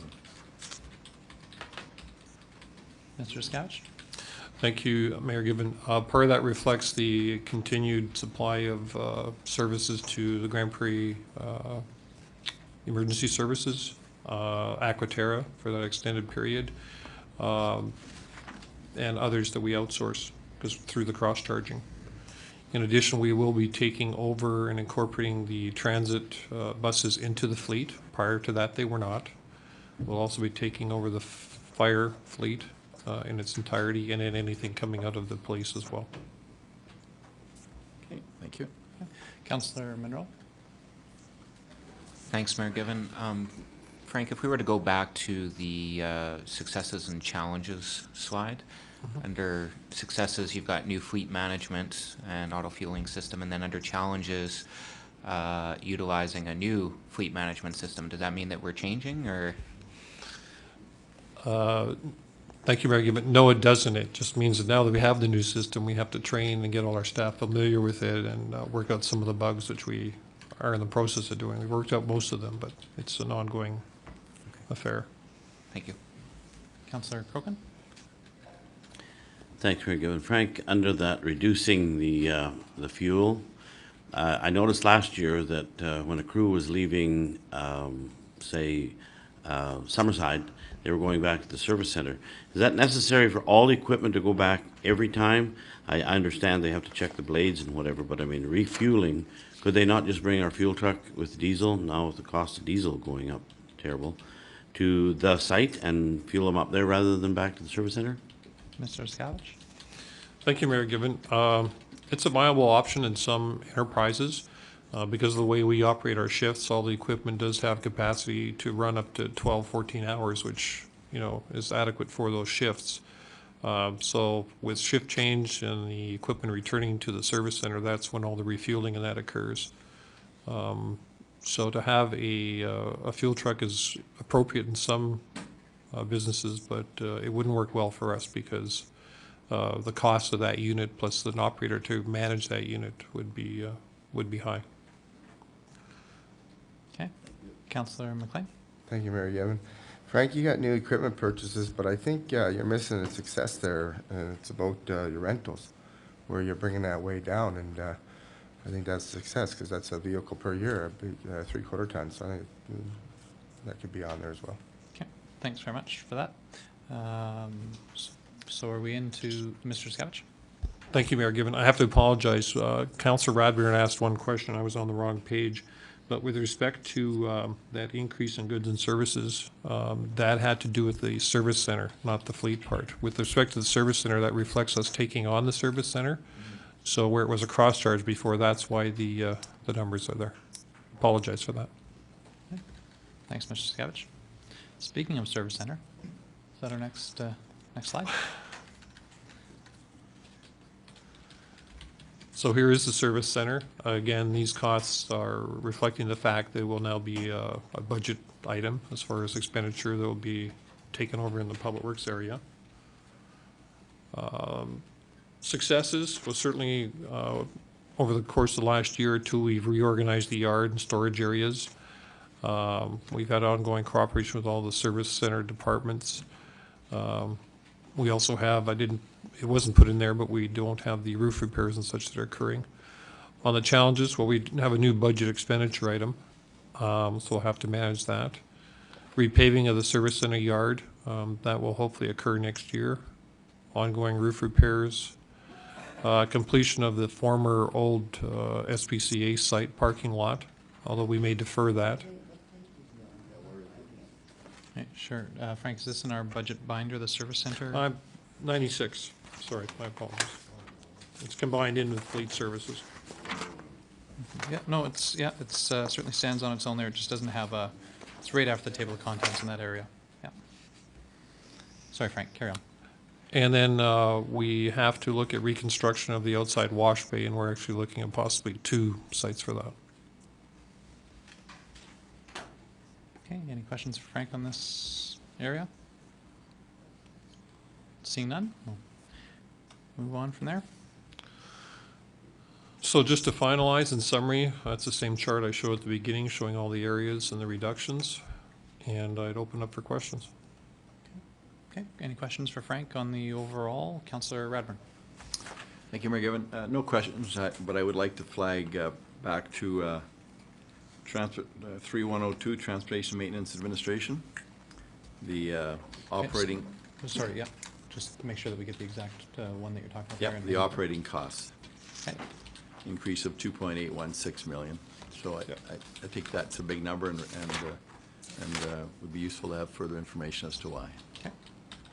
Okay, is that the only item, Councillor Radburn? That's it, thank you. Okay, Councillor Wong. Thank you, Mayor Given. My question is, or has to do with the service center. There was a 3rd floor added on for future expansion. Is that currently being used now, or is there still lots of office space up there? Mr. Descavich. Thank you, Mayor Gibbon. Actually, most of the space is being used, which is a good thing. Crime prevention has been housed there now for several months and will continue to be housed there until the renovations to the old library are complete. Okay, and then in which case there would be some room opened up? That's correct. Okay. Councillor Gustafson. Thanks, Mayor Given. Just so I'm clear, in your engineering services department, you mentioned that you were 7 people short? 3 people short? Okay. Mr. Descavich. Yes, Mayor, given we are currently 3 people short, and that's been our average over the last number of years. So how does that affect operations, though? Like, I know we slowed down here the last little bit, so we're able to catch up, but according to Mr. Anderson, we're going to be a little bit busier in the next couple of years, so is that going to propose a hiccup in our system? Mr. Scotch. Oh, to expand on that, our engineering area is divided into 2 sections. We have development engineering, which handles all the new infrastructure that's being created in the city by third parties, and then we have our transportation side. Most of the positions we're short of on our transportation side. So projects like the 116th Street, all the annual programs we do is where we've been short. We've been able to manage it because of the use of consultants or tying projects all together collectively with one contractor and one consultant per site. So we've been able to manage so far, but we're really in a pickle in that we can hire new graduates quite easily. Where we're finding it very difficult to get is the 5+, 10+ years of experience with a recruit. So being shorthanded like that and having new guys on the new guys coming into your workload, how does that affect customer service? Mr. Scotch? Really seeing no impact on the customer service side. In fact, some of our recruits, for example, we just got another staff member who used to be a former city employee from Aquaterra with many years of experience. So it goes with the nature of the work from the fact that it's seasonal, certainly in summer, where that's when most of the work is occurring outside. But if anything, I think relationships have been better with the partners because we've put more focus on that area. Thank you. Okay. Councillor O'Toole. Thank you very much, Mayor Given. Frank, I just got a question for you regarding the service center. You had a slide up there that mentioned parts expanding. Have we reduced or increased our inventory of parts, and how would that affect our budget? Mr. Scotch? Thank you, Mayor Gibbon. The overall inventory, as far as type of items, hasn't changed that much.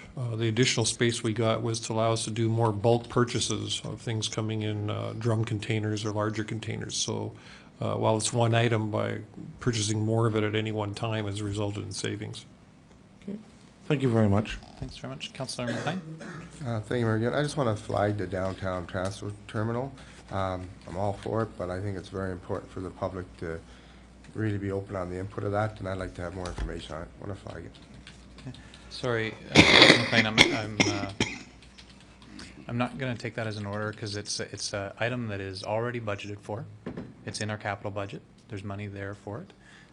We heard from administration that it is in progress and they're working on identifying locations, and that information will come back to committee. But So it the- doesn't have an impact one way or another on the budget right now. It doesn't, but there's something I heard about the green fund, and is the money going to be there or not?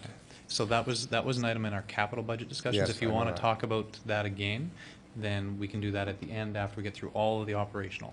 So Okay. we talked about capital last week, and if you want to flag that for further discussion, we can do it at the end of all of our operational discussions, which is what this week was supposed to be about. Yeah, okay. Okay? Councillor Rice? Mr. Discavich, I suspect the use of temporary sidewalks would be included someplace in the capital budget. So my question to you is, if that is correct, is there any operational impact through the use of temporary sidewalks, and where would we find that? Mr. Discavich? Thank you, Mayor Gibbon. The issue of temporary walks was requested. We can certainly absorb it through the capital, and there would be some, minor operational costs associated with that, but we could certainly look at absorbing that, or whether we charge the third party making that request for that work. Okay. Okay. Thanks for that clarification. Okay, Frank, I think you had maybe another area beyond questions. Is that correct? No, I don't. That was a slide that was put in for dealing with the, For community group requests later on? Okay. that's correct. Okay. So we've been at it for a little while now, maybe just as we go between service areas, now is an appropriate time for a break. So we'll break for about 15 minutes here, and we'll be back at, let's call it 10:02. Okay?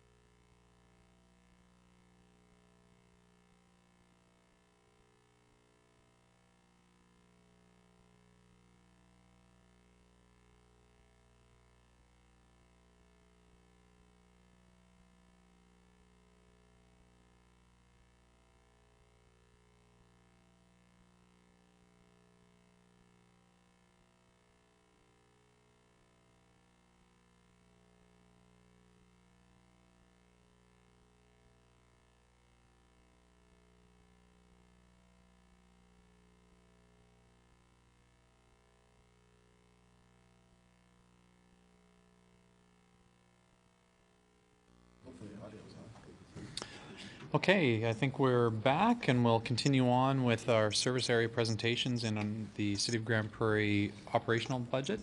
We're moving on to community services and Mr. Roth. Thank you, Mr. Mayor. Within community services, I wanted to highlight a little bit about our business planning.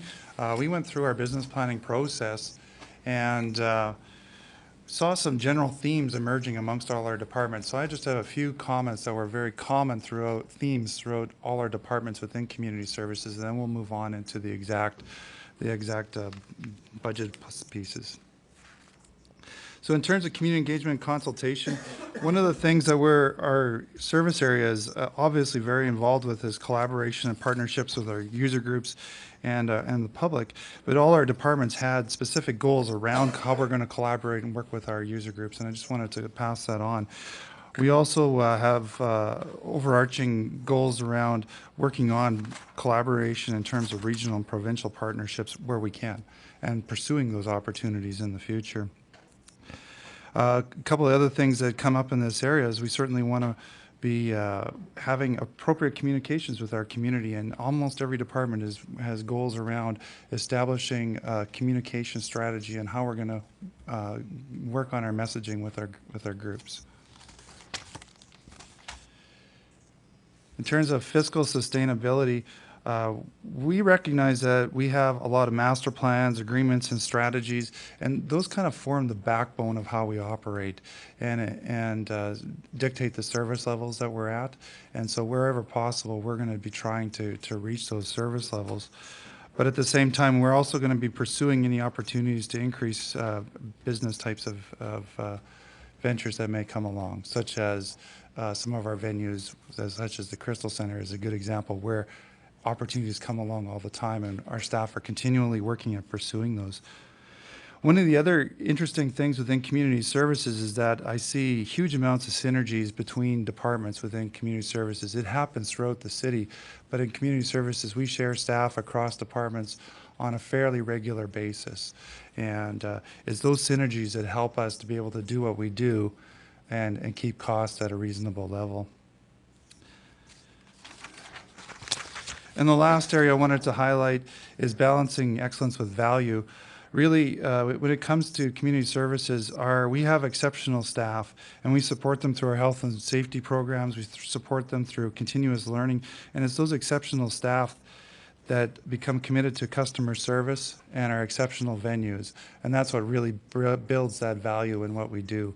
A good case in point is that we're launching the multiplex, and we are certainly investing in staff and trying to ensure that we have the highest possible level of customer service when we open the doors there. And those are some of the examples of how we're doing our best to seek that value. So within community services, we have basically 6 key areas, or 6 departments, if you want to call it that. Within the arenas group, over the next 3 years, we're actually going to see a transition of the Coca-Cola Center to be operated as part of the multiplex.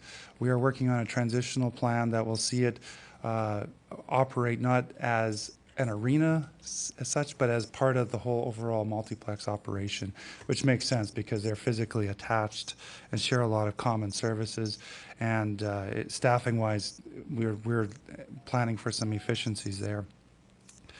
Aquatics and Wellness is the multiplex, the outdoor pool, and the leisure center. Community Recreation Sport Development is a smaller area which comprises of staff who do some community programming as well as work with community groups. Community Social Development, of course, is the old FCSS area. Culture and Heritage, of course, looks after the museum, the museums, I should say, because that includes the Forbes Homestead and the Heritage Discovery Center, as well as the Montrose Cultural Center. And Parks Operation, which of course includes Muskasupi Park.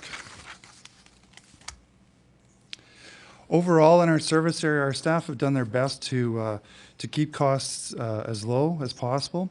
This slide shows our costs excluding the multiplex and the leisure center, because if you exclude those areas, you can see that our costs have been relatively consistent. There's a little bit of increase in 2012, and I'll talk about that shortly. Wherever possible, we have overall reduced goods and services. We've reduced our supplies. We tried to reduce our professional services wherever we could. We looked at reducing our travel, as you've heard, in other service areas.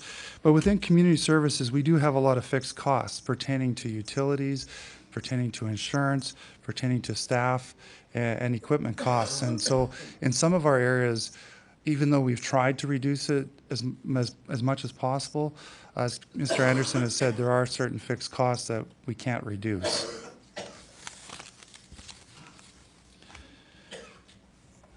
So we'll move on to the director's area budget. It's a relatively small budget that we have in that area. We've actually did a revamp of this budget altogether. We almost started off as what would be termed a zero-based budget and built it from there. There was some staff, shifting of staff in between areas, saved us some wages in this area. We've reduced our professional fees, and we also reduced, moved a grant that was normally in this area over to community social development. I'm sorry, it's page 104. So it did see some fairly significant reductions in that area's budget.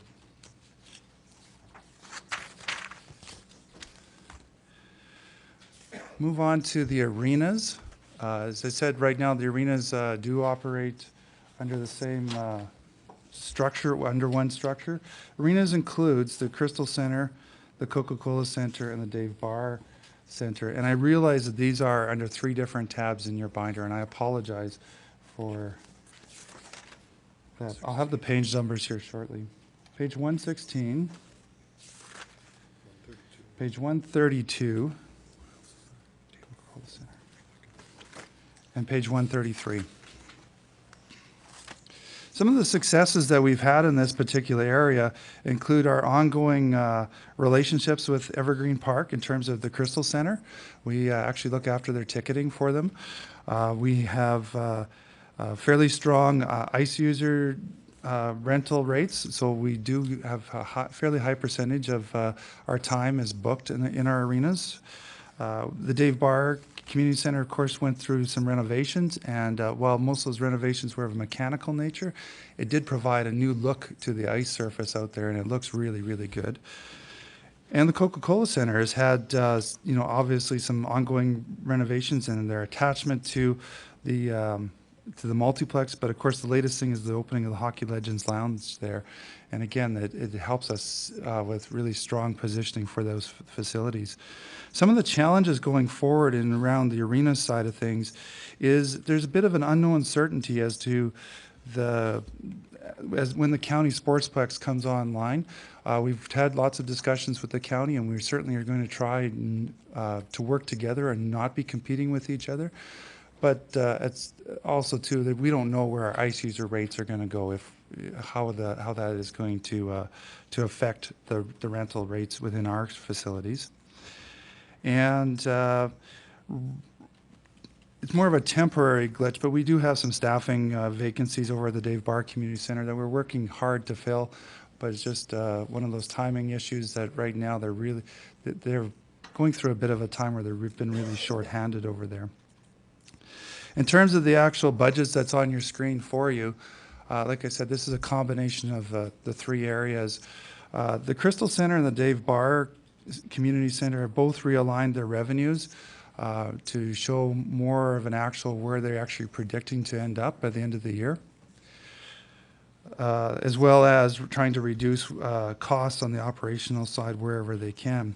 The Coca-Cola Center does have a bit of an anomaly when it comes to the revenue side of things, in that up until now our utilities have been billed through the Catholic School Board.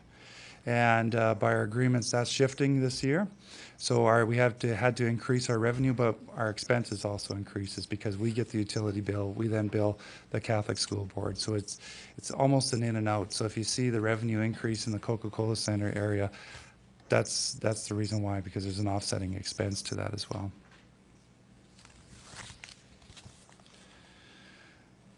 So moving on to aquatics and wellness.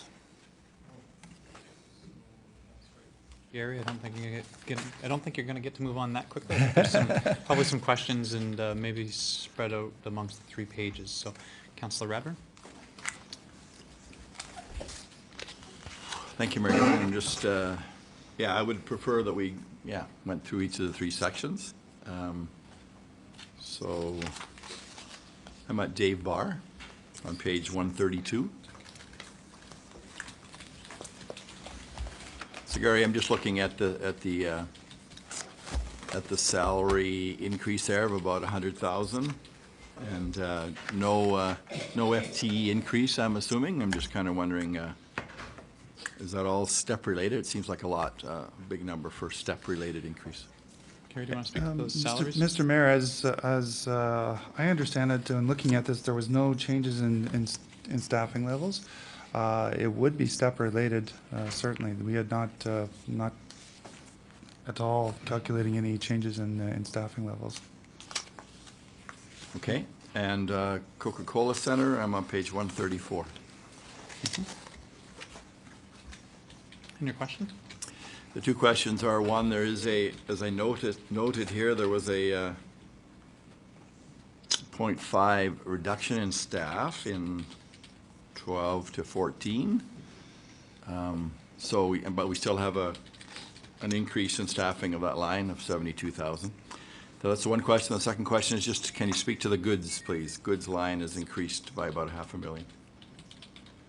Mr. Roth? Mr. Mayor, first off, in terms of staffing, the transitional plan between the Coca-Cola Center and the multiplex will see the manager of the Coca-Cola Center's wages being currently split between the Coca-Cola Center and Community Rec and Sport Development. As we go into the transitional plan, the long-term goal is that the manager of the multiplex will look after the Coca-Cola Center, and the manager from the Coca-Cola Center time will be moved over entirely into Community Rec and Sport Development. So there is about a half a position savings there for both of those budgets, actually, for Community Rec and Sport Development, instead of having one manager in each of those roles. In terms of goods, the goods was increased to base it upon, to be more in line with the operational types of things that are going on at the Coca-Cola Center. Actually, no, let me correct that. That increase is the utility increase. That is the extra billing from the utilities that we would then rebill the percentage share back to the Catholic School Board. Thank you. Okay. Councillor Wong? Thank you, Mayor Gibbon. Gary, in terms of kind of conglomerating the operations of the multiplex and the Coca-Cola Center, at what point would we see them together as one item in the budgets? Mr. Mayor, I believe in the next round of budgeting, certainly that's the way we will be looking at it down the road. For administrative purposes, we want to make sure that we know what our costs are on the multiplex, and we've left them as separate just so that we can track it separately.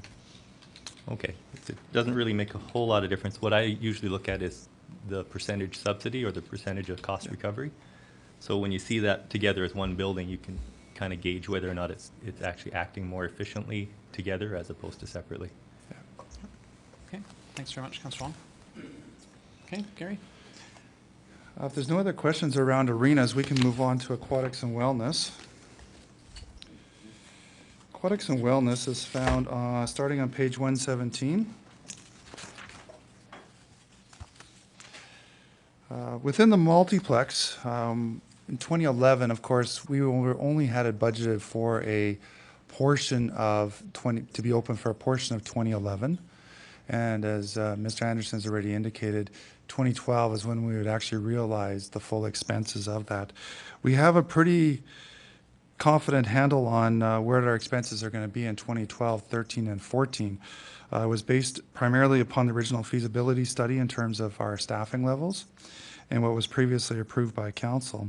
One of the anomalies when we were looking at this was our utility costs, and the modeling of those utility costs from our engineers turned out to be a fairly significantly more expensive venture than what was originally included in the original feasibility study of approximately $1 million a year. So that has been included within these figures. And so those are there on that screen for you. If there's no questions. Any questions for Gary on the multiplex? I see a couple. Councillor Gustafson? Thanks, Mayor Given. You said the engineers underestimated by $1 million? Mr. Mayor, no, actually they didn't. The original feasibility study that we had conducted on constructing a multiplex had an amount that was brought forward for discussion purposes to council. As the building was nearing completion, the engineers did a modeling of what the utility usage is going to be in the building. And the utility usage was substantially higher than what was originally included in the original feasibility study. That feasibility study was done a number of years ago. Maybe 2006 or 7? That is correct. And so we have reflected as closely and as accurately as possible based upon what the engineers are telling us at this point. The amount of utility costs that we have put into this budget are very comparable to other multiplex types of buildings, and such as Fort McMurray is one really good example of a building that's roughly the same size as ours. Thanks, Gary. Mr. City Manager, do you have something to add? Yeah, just to add to Gary's answer, Mayor Given. When the original feasibility study was done, at that time they had assumed a different kind of setup for the utilities. There was going to be a greater sharing of boilers and that type of thing with the existing facilities. And when the architects, after the feasibility study was completed and the architects started working on the design of the building, then they recommended using a different kind of utility system in terms of boilers and mechanical. And so that's another reason why it's added to the cost. Okay, thanks for the detail. Gary? Okay, if we can move along to the leisure center. In the operational budget, the leisure center was budgeted to be closed except for the soccer pitch. And I know that in the capital budget discussions last week, council made a decision to allocate some funds to renovate the leisure center and looking at reopening it at a future date. Certainly, we could, information has been presented to Community Development Committee, and I could walk through that information right now, or if it's council wishes, we could also flag this and come back at a later point. Sure, so what's your wish, Councillor Wong?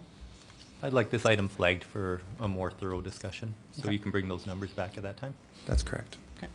Okay, fair enough. Councillor Radburn?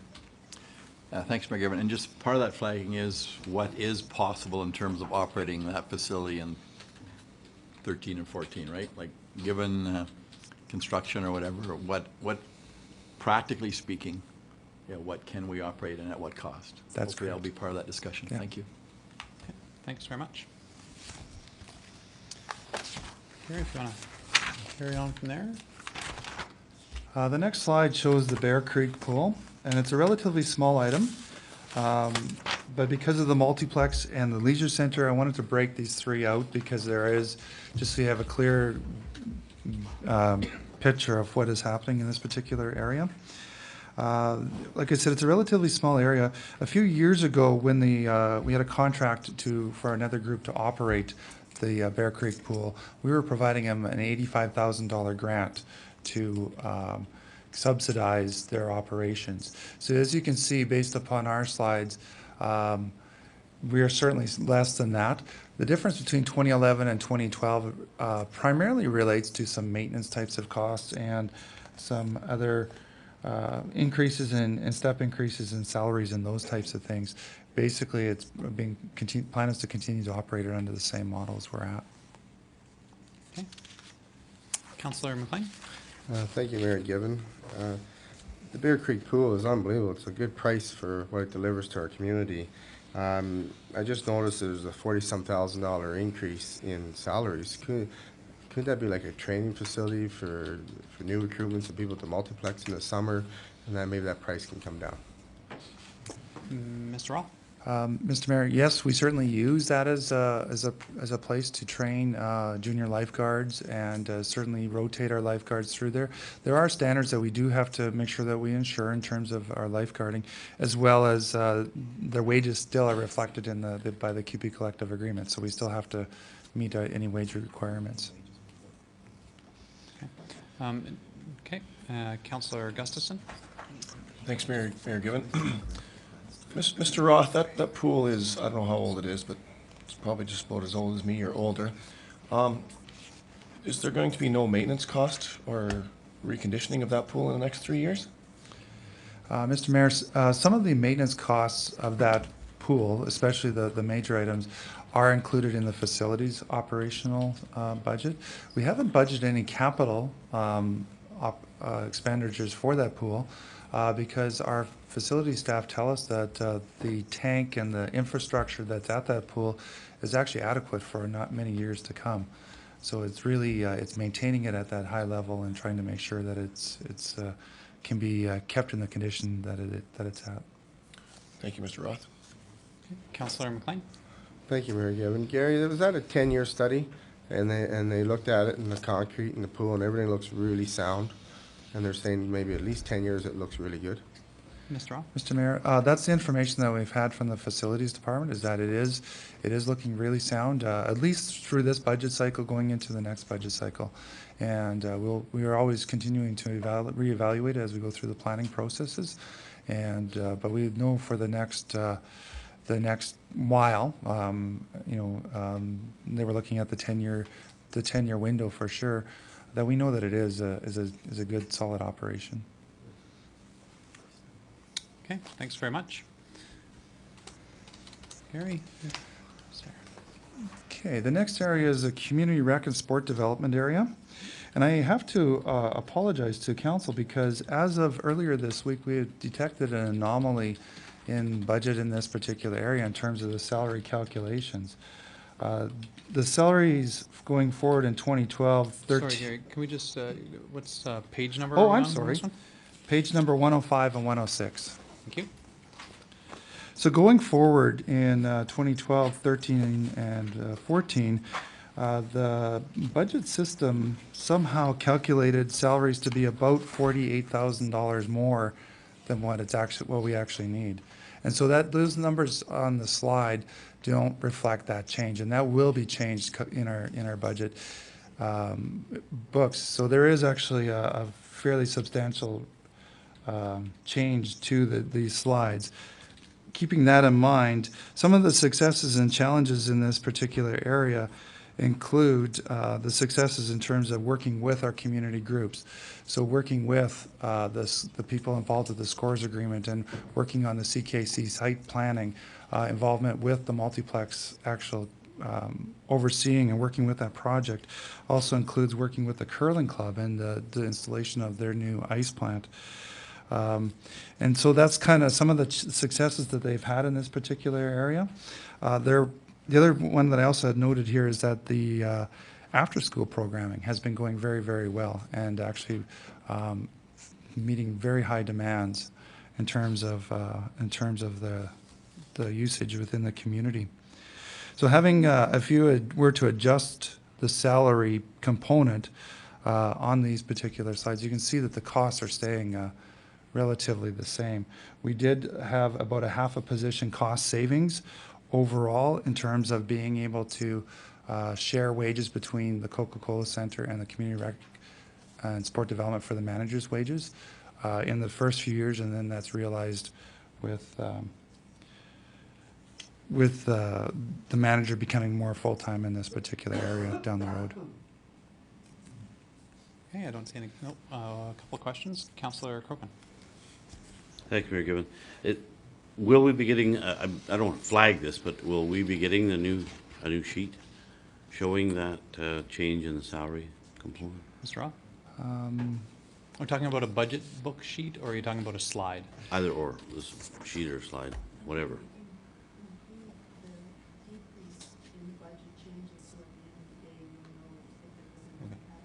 Okay. Okay. Okay. So it will, sorry, Mr. Mayor. Yeah, so the sheets that we have still have that inconsistency, but administration will calculate that when we do up our totals at the end of the day. Okay. Councillor Radburn? Thank you, Mayor Given.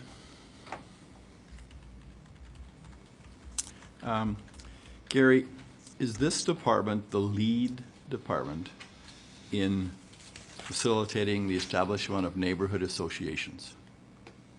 Mr. Roth? Mr. Mayor, yes, they are. Okay, then, Mayor Given, I would like to flag this item, and let's call it Neighborhood Safety and Development Grant. Okay. Please? Thank you. Okay, thank you. So we'll flag that item. Anything further on community recreation and sport development? Seeing nothing. Mr. Roth? Moving on to community social development, and that area is on page 107 and onwards in your budget. The first slide here shows an overall picture of our community social development, because our community social development area comprises of budgets pertaining to municipal operations, but there are also some areas where they operate have provincially funded and provincially operated programs and other grant programs that run out of their office, which aren't entirely shown or reflected in our municipal budget. So this slide shows that we have approximately a 5.5 million in overall budgets, 4.3 of which are funded by grants, 341,000 by client fees, but the actual municipal tax contribution is $920,000. So the point is that for a $900,000 investment, we're actually getting $5.5 million in programming and services to our community. The other bottom part of this slide also shows the Alberta or the Affordable Housing Project dollars that this department administers within our community. This is grant money that our department looks after in our community, and it's a total of $16 million worth of project grants that we look after. And just as a side point to that, we don't have any administration dollars that is connected to this. Our staff do that within our existing infrastructure.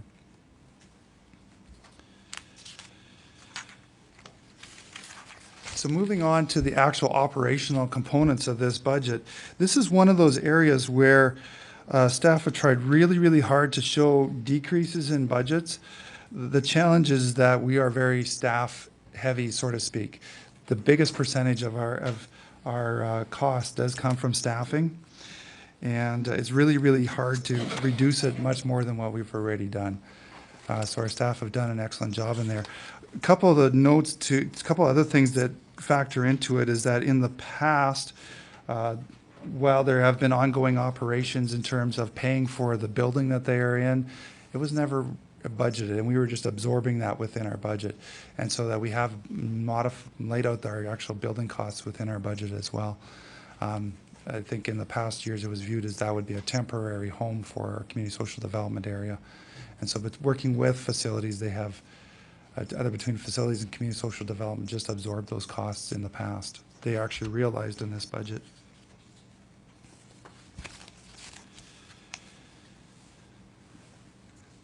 So moving on, this slide actually refers you to the handout that I presented. Not included in the previous slide in the operating piece is the actual FCSS project funding.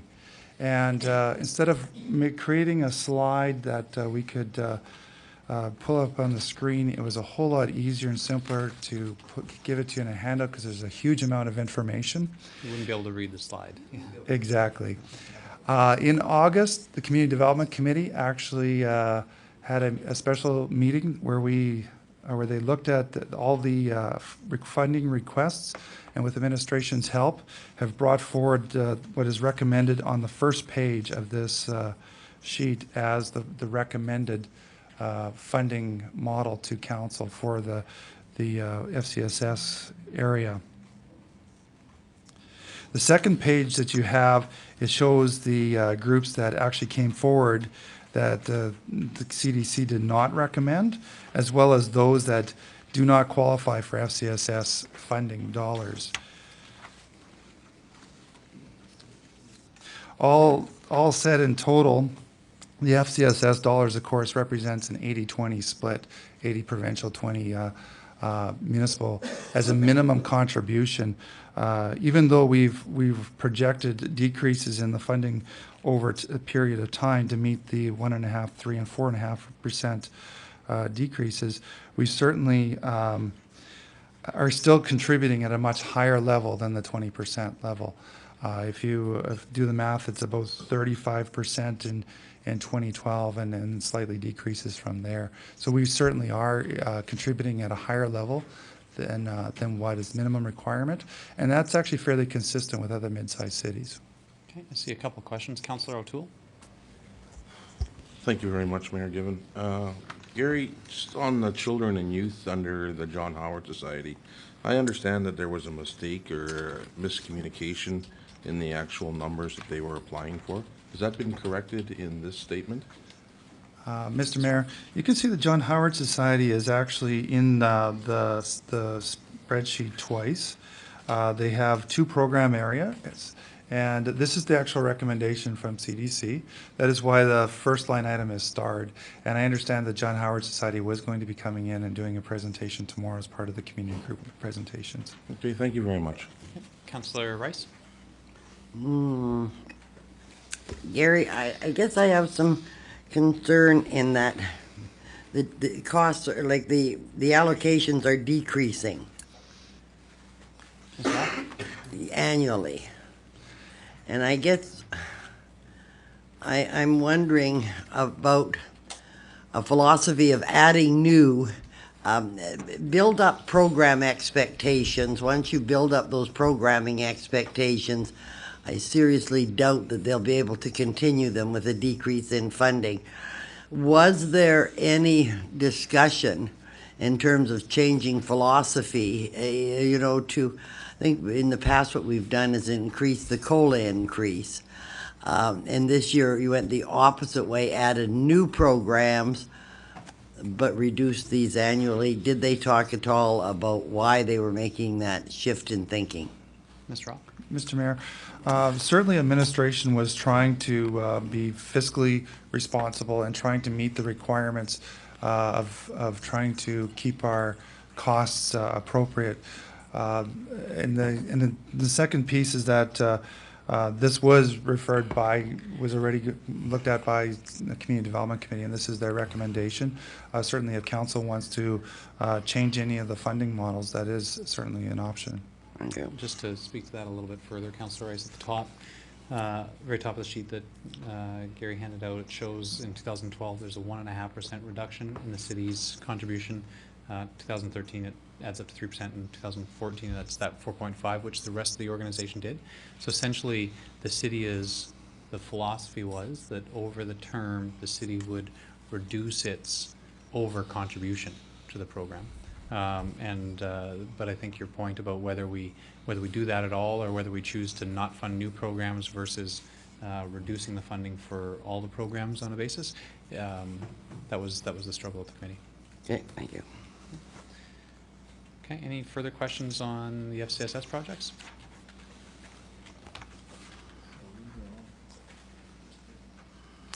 Okay, I do see one. Councillor Radburn? Thanks, Mayor Given. So are these groups coming tomorrow? Is that or the majority of them, Gary? Is this? Mr. Roth? We have a number of the groups that are coming tomorrow. Okay. The original presentation or the original documentation that the groups had received was that they were going to make their requests, and if they didn't, they wanted to appeal what was being brought forward to council, they would be given an opportunity, part of the process, to come tomorrow. And that also works for the community, some of the community groups that aren't FCSS funded as well. Right. Thank you.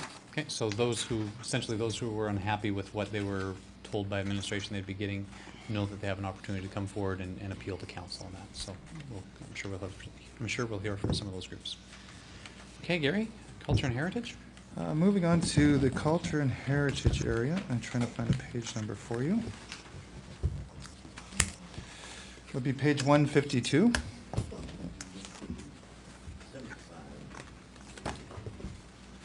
Again, this is an area where staff have done their best to look at the budget and trying to realize the cost savings, but there isn't a lot of areas or a lot of room to maneuver in this particular area because, again, we have a lot of infrastructure and people-related costs and not a lot of latitude. You can see over time staff have done their best at reducing those costs based upon the slide. Certainly, if there isn't any questions in this or actually, I'd be happy to answer any questions in this particular area Sure. before we I move wonder, on. Gary, if you'd be, so you've got basically a summary of a number of different pages in our book for different service areas. Some of them are basically grants or operating things, and I wonder if it might be useful to go through them. I think we've got time, and maybe we should go through them, starting on 152, and go through so you could kind of explain each page. I see, there's Peace Library System, the theater, the library. Sure, I will do my best. First off, the culture and heritage area. So that pertains to the process. It has basically two staff manager and a coordinator that provide the overall cultural planning for the city. The Peace Library system is basically an in and out type of function where Peace Library system makes a request and we provide that in terms of our grant to their system. This was budgeted remaining at 2011 levels. I just want to point out. Yeah, so I think, is this on the list of committee referrals? Because I believe this did come specifically to committee and we made a motion on it. So, Gary, can you speak to whether this is coming up as already kind of as a flagged item, or? I believe it is later on in the presentation. Okay. Councillor Radburn, do you want to ask a question or comment?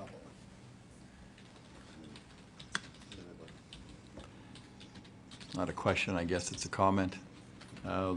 Council passed increases over 3 years to this program, and the regional vote, so to speak, supported those increases. So that's what is being budgeted for the Peace Library system. So I don't know really what we can do about it. So, but I do think that the correct numbers need to get in this binder. Okay, so let's ensure that as a flagged item, let's have the numbers as recommended forward and approved by council previously, and we can ensure that that gets included. Okay. Absolutely. Thanks, Gary. Mr. Mayor, if I may continue on. Please. The next area is the Montrose Cultural Center, and that's pertaining to the operations of the Montrose Cultural Center. And if I am correct, also includes the grant to the Grand Prairie Public Library and the Prairie Art Gallery in those numbers as well. Again, those grants were left at 2011 rates, 2011 levels. Sure, see Councillor O'Toole. Yes, thank you very much, Mayor Given. I'd like to also see this flagged as well. Okay, so is there a specific portion of it that you're? The library area. Okay, okay. So we'll flag the library operating funds. Councillor McLean. Thank you, Mayor Given. Gary, in the library here for salaries, there was an increase of staff before they opened to meet demand, and there was, in the last 3-year budget, quite a few were hired more, right? Do we have can we, because it's flagged, can we have how many more were hired with the library? Ms. Roth. Mr. Mayor, actually, the Grand Prairie Library is actually on the list of groups that are coming to council tomorrow, and they would probably be in better position to be able to answer those types of questions. Okay, I see Councillor Gustafson. Thanks, Mayor Bill. Once we reopen the Prairie Art Gallery, are we going to see some revenue out of that, or is it going to cost us more to operate? Mr. Roth. Is that in here? Our projected costs are in here. There is a breakdown in difference in cost between what the Prairie Art Gallery pays for and what the city pays for. And so we haven't realized a significant increase in cost. There's some building related things that do come back to the city, but they are kind of split between the two areas. So once we open that, we're not going to see a huge operational increase, are we? Not what's already, other than what's already been predicted. Thanks, Gary. Okay, any further questions on this area? Okay, I think we can move on. Is there more that is combined in that culture and heritage area here? There's actually, Mr. Mayor, a couple more pieces within culture and heritage. There's the heritage resources.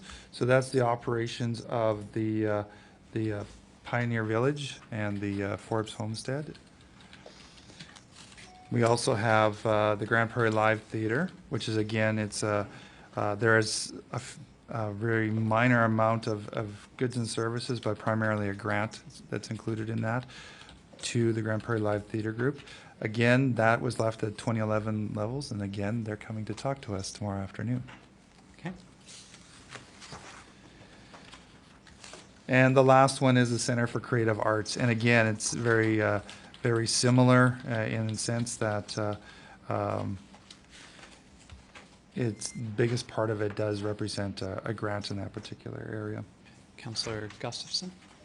Thanks, Mayor Bill. Where does the Heritage Discovery Center fit into this mix? It falls under Heritage Resources. Okay. Okay. Okay, there were no further ones in that overall area, Gary? Are we on to parks now? Absolutely. So parks operations includes all the ongoing maintenance of our parks, as well as the Muskosipi Park particular area. Parks operations was able to take a good hard look at, oh, I'm sorry. Yeah, page number was 130 something. It's actually fit into two different areas, Muskosipi Park in the under 123 and parks design starting on page 135.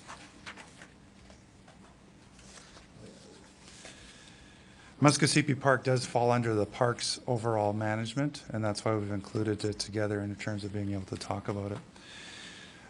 The parks overall have looked at their ongoing operations and for the most part have been able to reduce goods and services wherever possible amongst various programming areas.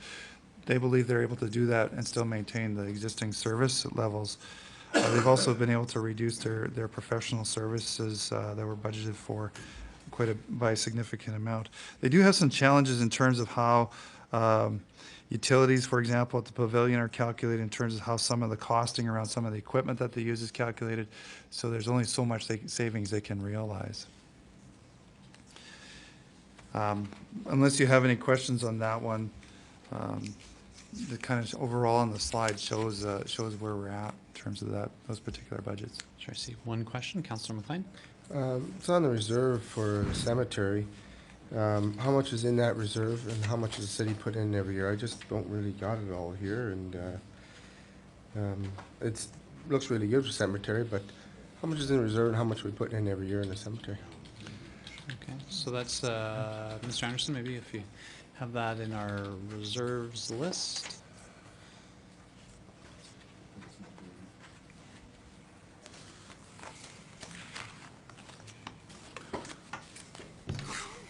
In one of those books somewhere. You sure it's not in that foot-thick binder? I'll never find it there. You give me 2 minutes, I'll find Sure, well, it. I think you may have an answer coming up.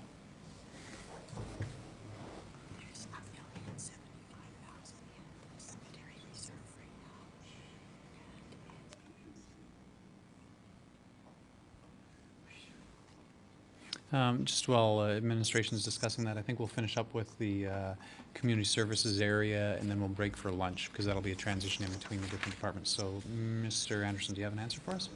Currently the reserve has $1,075,000 in it, and the expected closure date is 2046. Okay, thank you. There you go. Okay.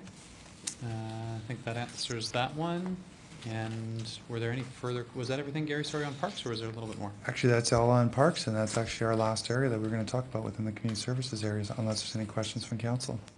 Okay. Any further questions for Gary on any of the service areas? I see Councillor Gustafson. Is lighting streetlights in the parks under parks, or is that under public works? As I understand it, it's under Public Works. It's part of the overall street lighting budget for the city. Okay, thank you. Councillor McLean? Just one question, I think, and how much is put into the reserve every year? Am I looking at it down here for over 100,000? So transfers into the Reserve perpetual of care cemetery. reserve, the cemetery reserve. I'm glad you told me when it was due to close. Over $1 million. Maybe that's an item that we can, we'll move on to another question. sure. Give administration opportunity to find that answer. Mr. Anderson, you have it now? Yes, it's $170,000 a year. Okay. I've got Councillor Wong next in the queue. Councillor Wong. Thank you, Mayor Gibbon. In terms of our parks operations, I see under trees, it says that approximately 14,500 trees were planted.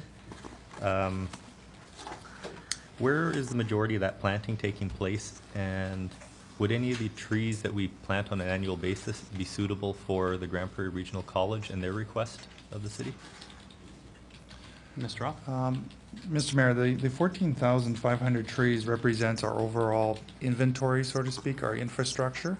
That's across the city, across the board, that we have actually have documented or tagged through GPS. Administration would have to further look at our planting program and how that can tie to the college's requests. Okay, is there anything in our budget to reflect the college's request? Mr. Roth?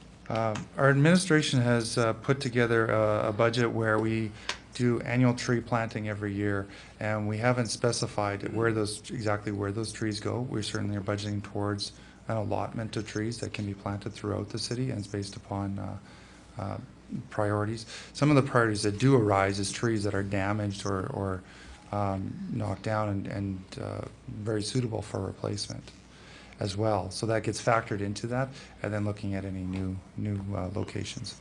Okay, can I flag that for more information? I'd just like to know exactly how many trees we can plant per year and the sizes of them and what that budget figure looks like. Okay. Okay, so we'll flag that for further information. Councillor Rice? Going back to Councillor McLean's question on the cemetery, is not most of that reserve money going into the reserve, people pay for perpetual care. Like how much would be actual city money and how much is as a result of the perpetual care fund? Mr. Roth or Mr. Anderson, care to speak to that? Either or? Mr. Anderson looks like he's going to take a shot at it. I'll take a shot. I believe it's $25,000 that's coming in as revenue, and $170,000 is going into the reserve. So you're about $145,000 is city funds. Okay, thank you. Okay, thank you. Mr. Roth, anything further on that one? No? No, unless there's any other questions at council, that concludes the community services area. Okay. From looking around the table, it looks like that was all the questions on that area. Councillor Rice, do you have a question? For Mr. Roth, can I ask one to the Intergovernmental Services Director? When we organize the books next year, is it possible they could be in chronological order? You know, instead of, okay, page 153, now the next item is page 122, page 174, page 99. Like if they could... Sure, fair enough. I think we've heard that. Oh, okay. Yeah. Sorry. Oh, it's referred. No, that's good. Okay. Thanks very much. Okay. If there was nothing further, then we'll break until, what do we think? It's 11:40 now, and so should we be going to 1 or should we be going to 12:30? What's the wish of council? Okay. Okay. It sounds like there's a desire to go to 1 o'clock. If people have other phone calls, business, or anything like that, so we'll reconvene at 1 o'clock and restart up with our next service area.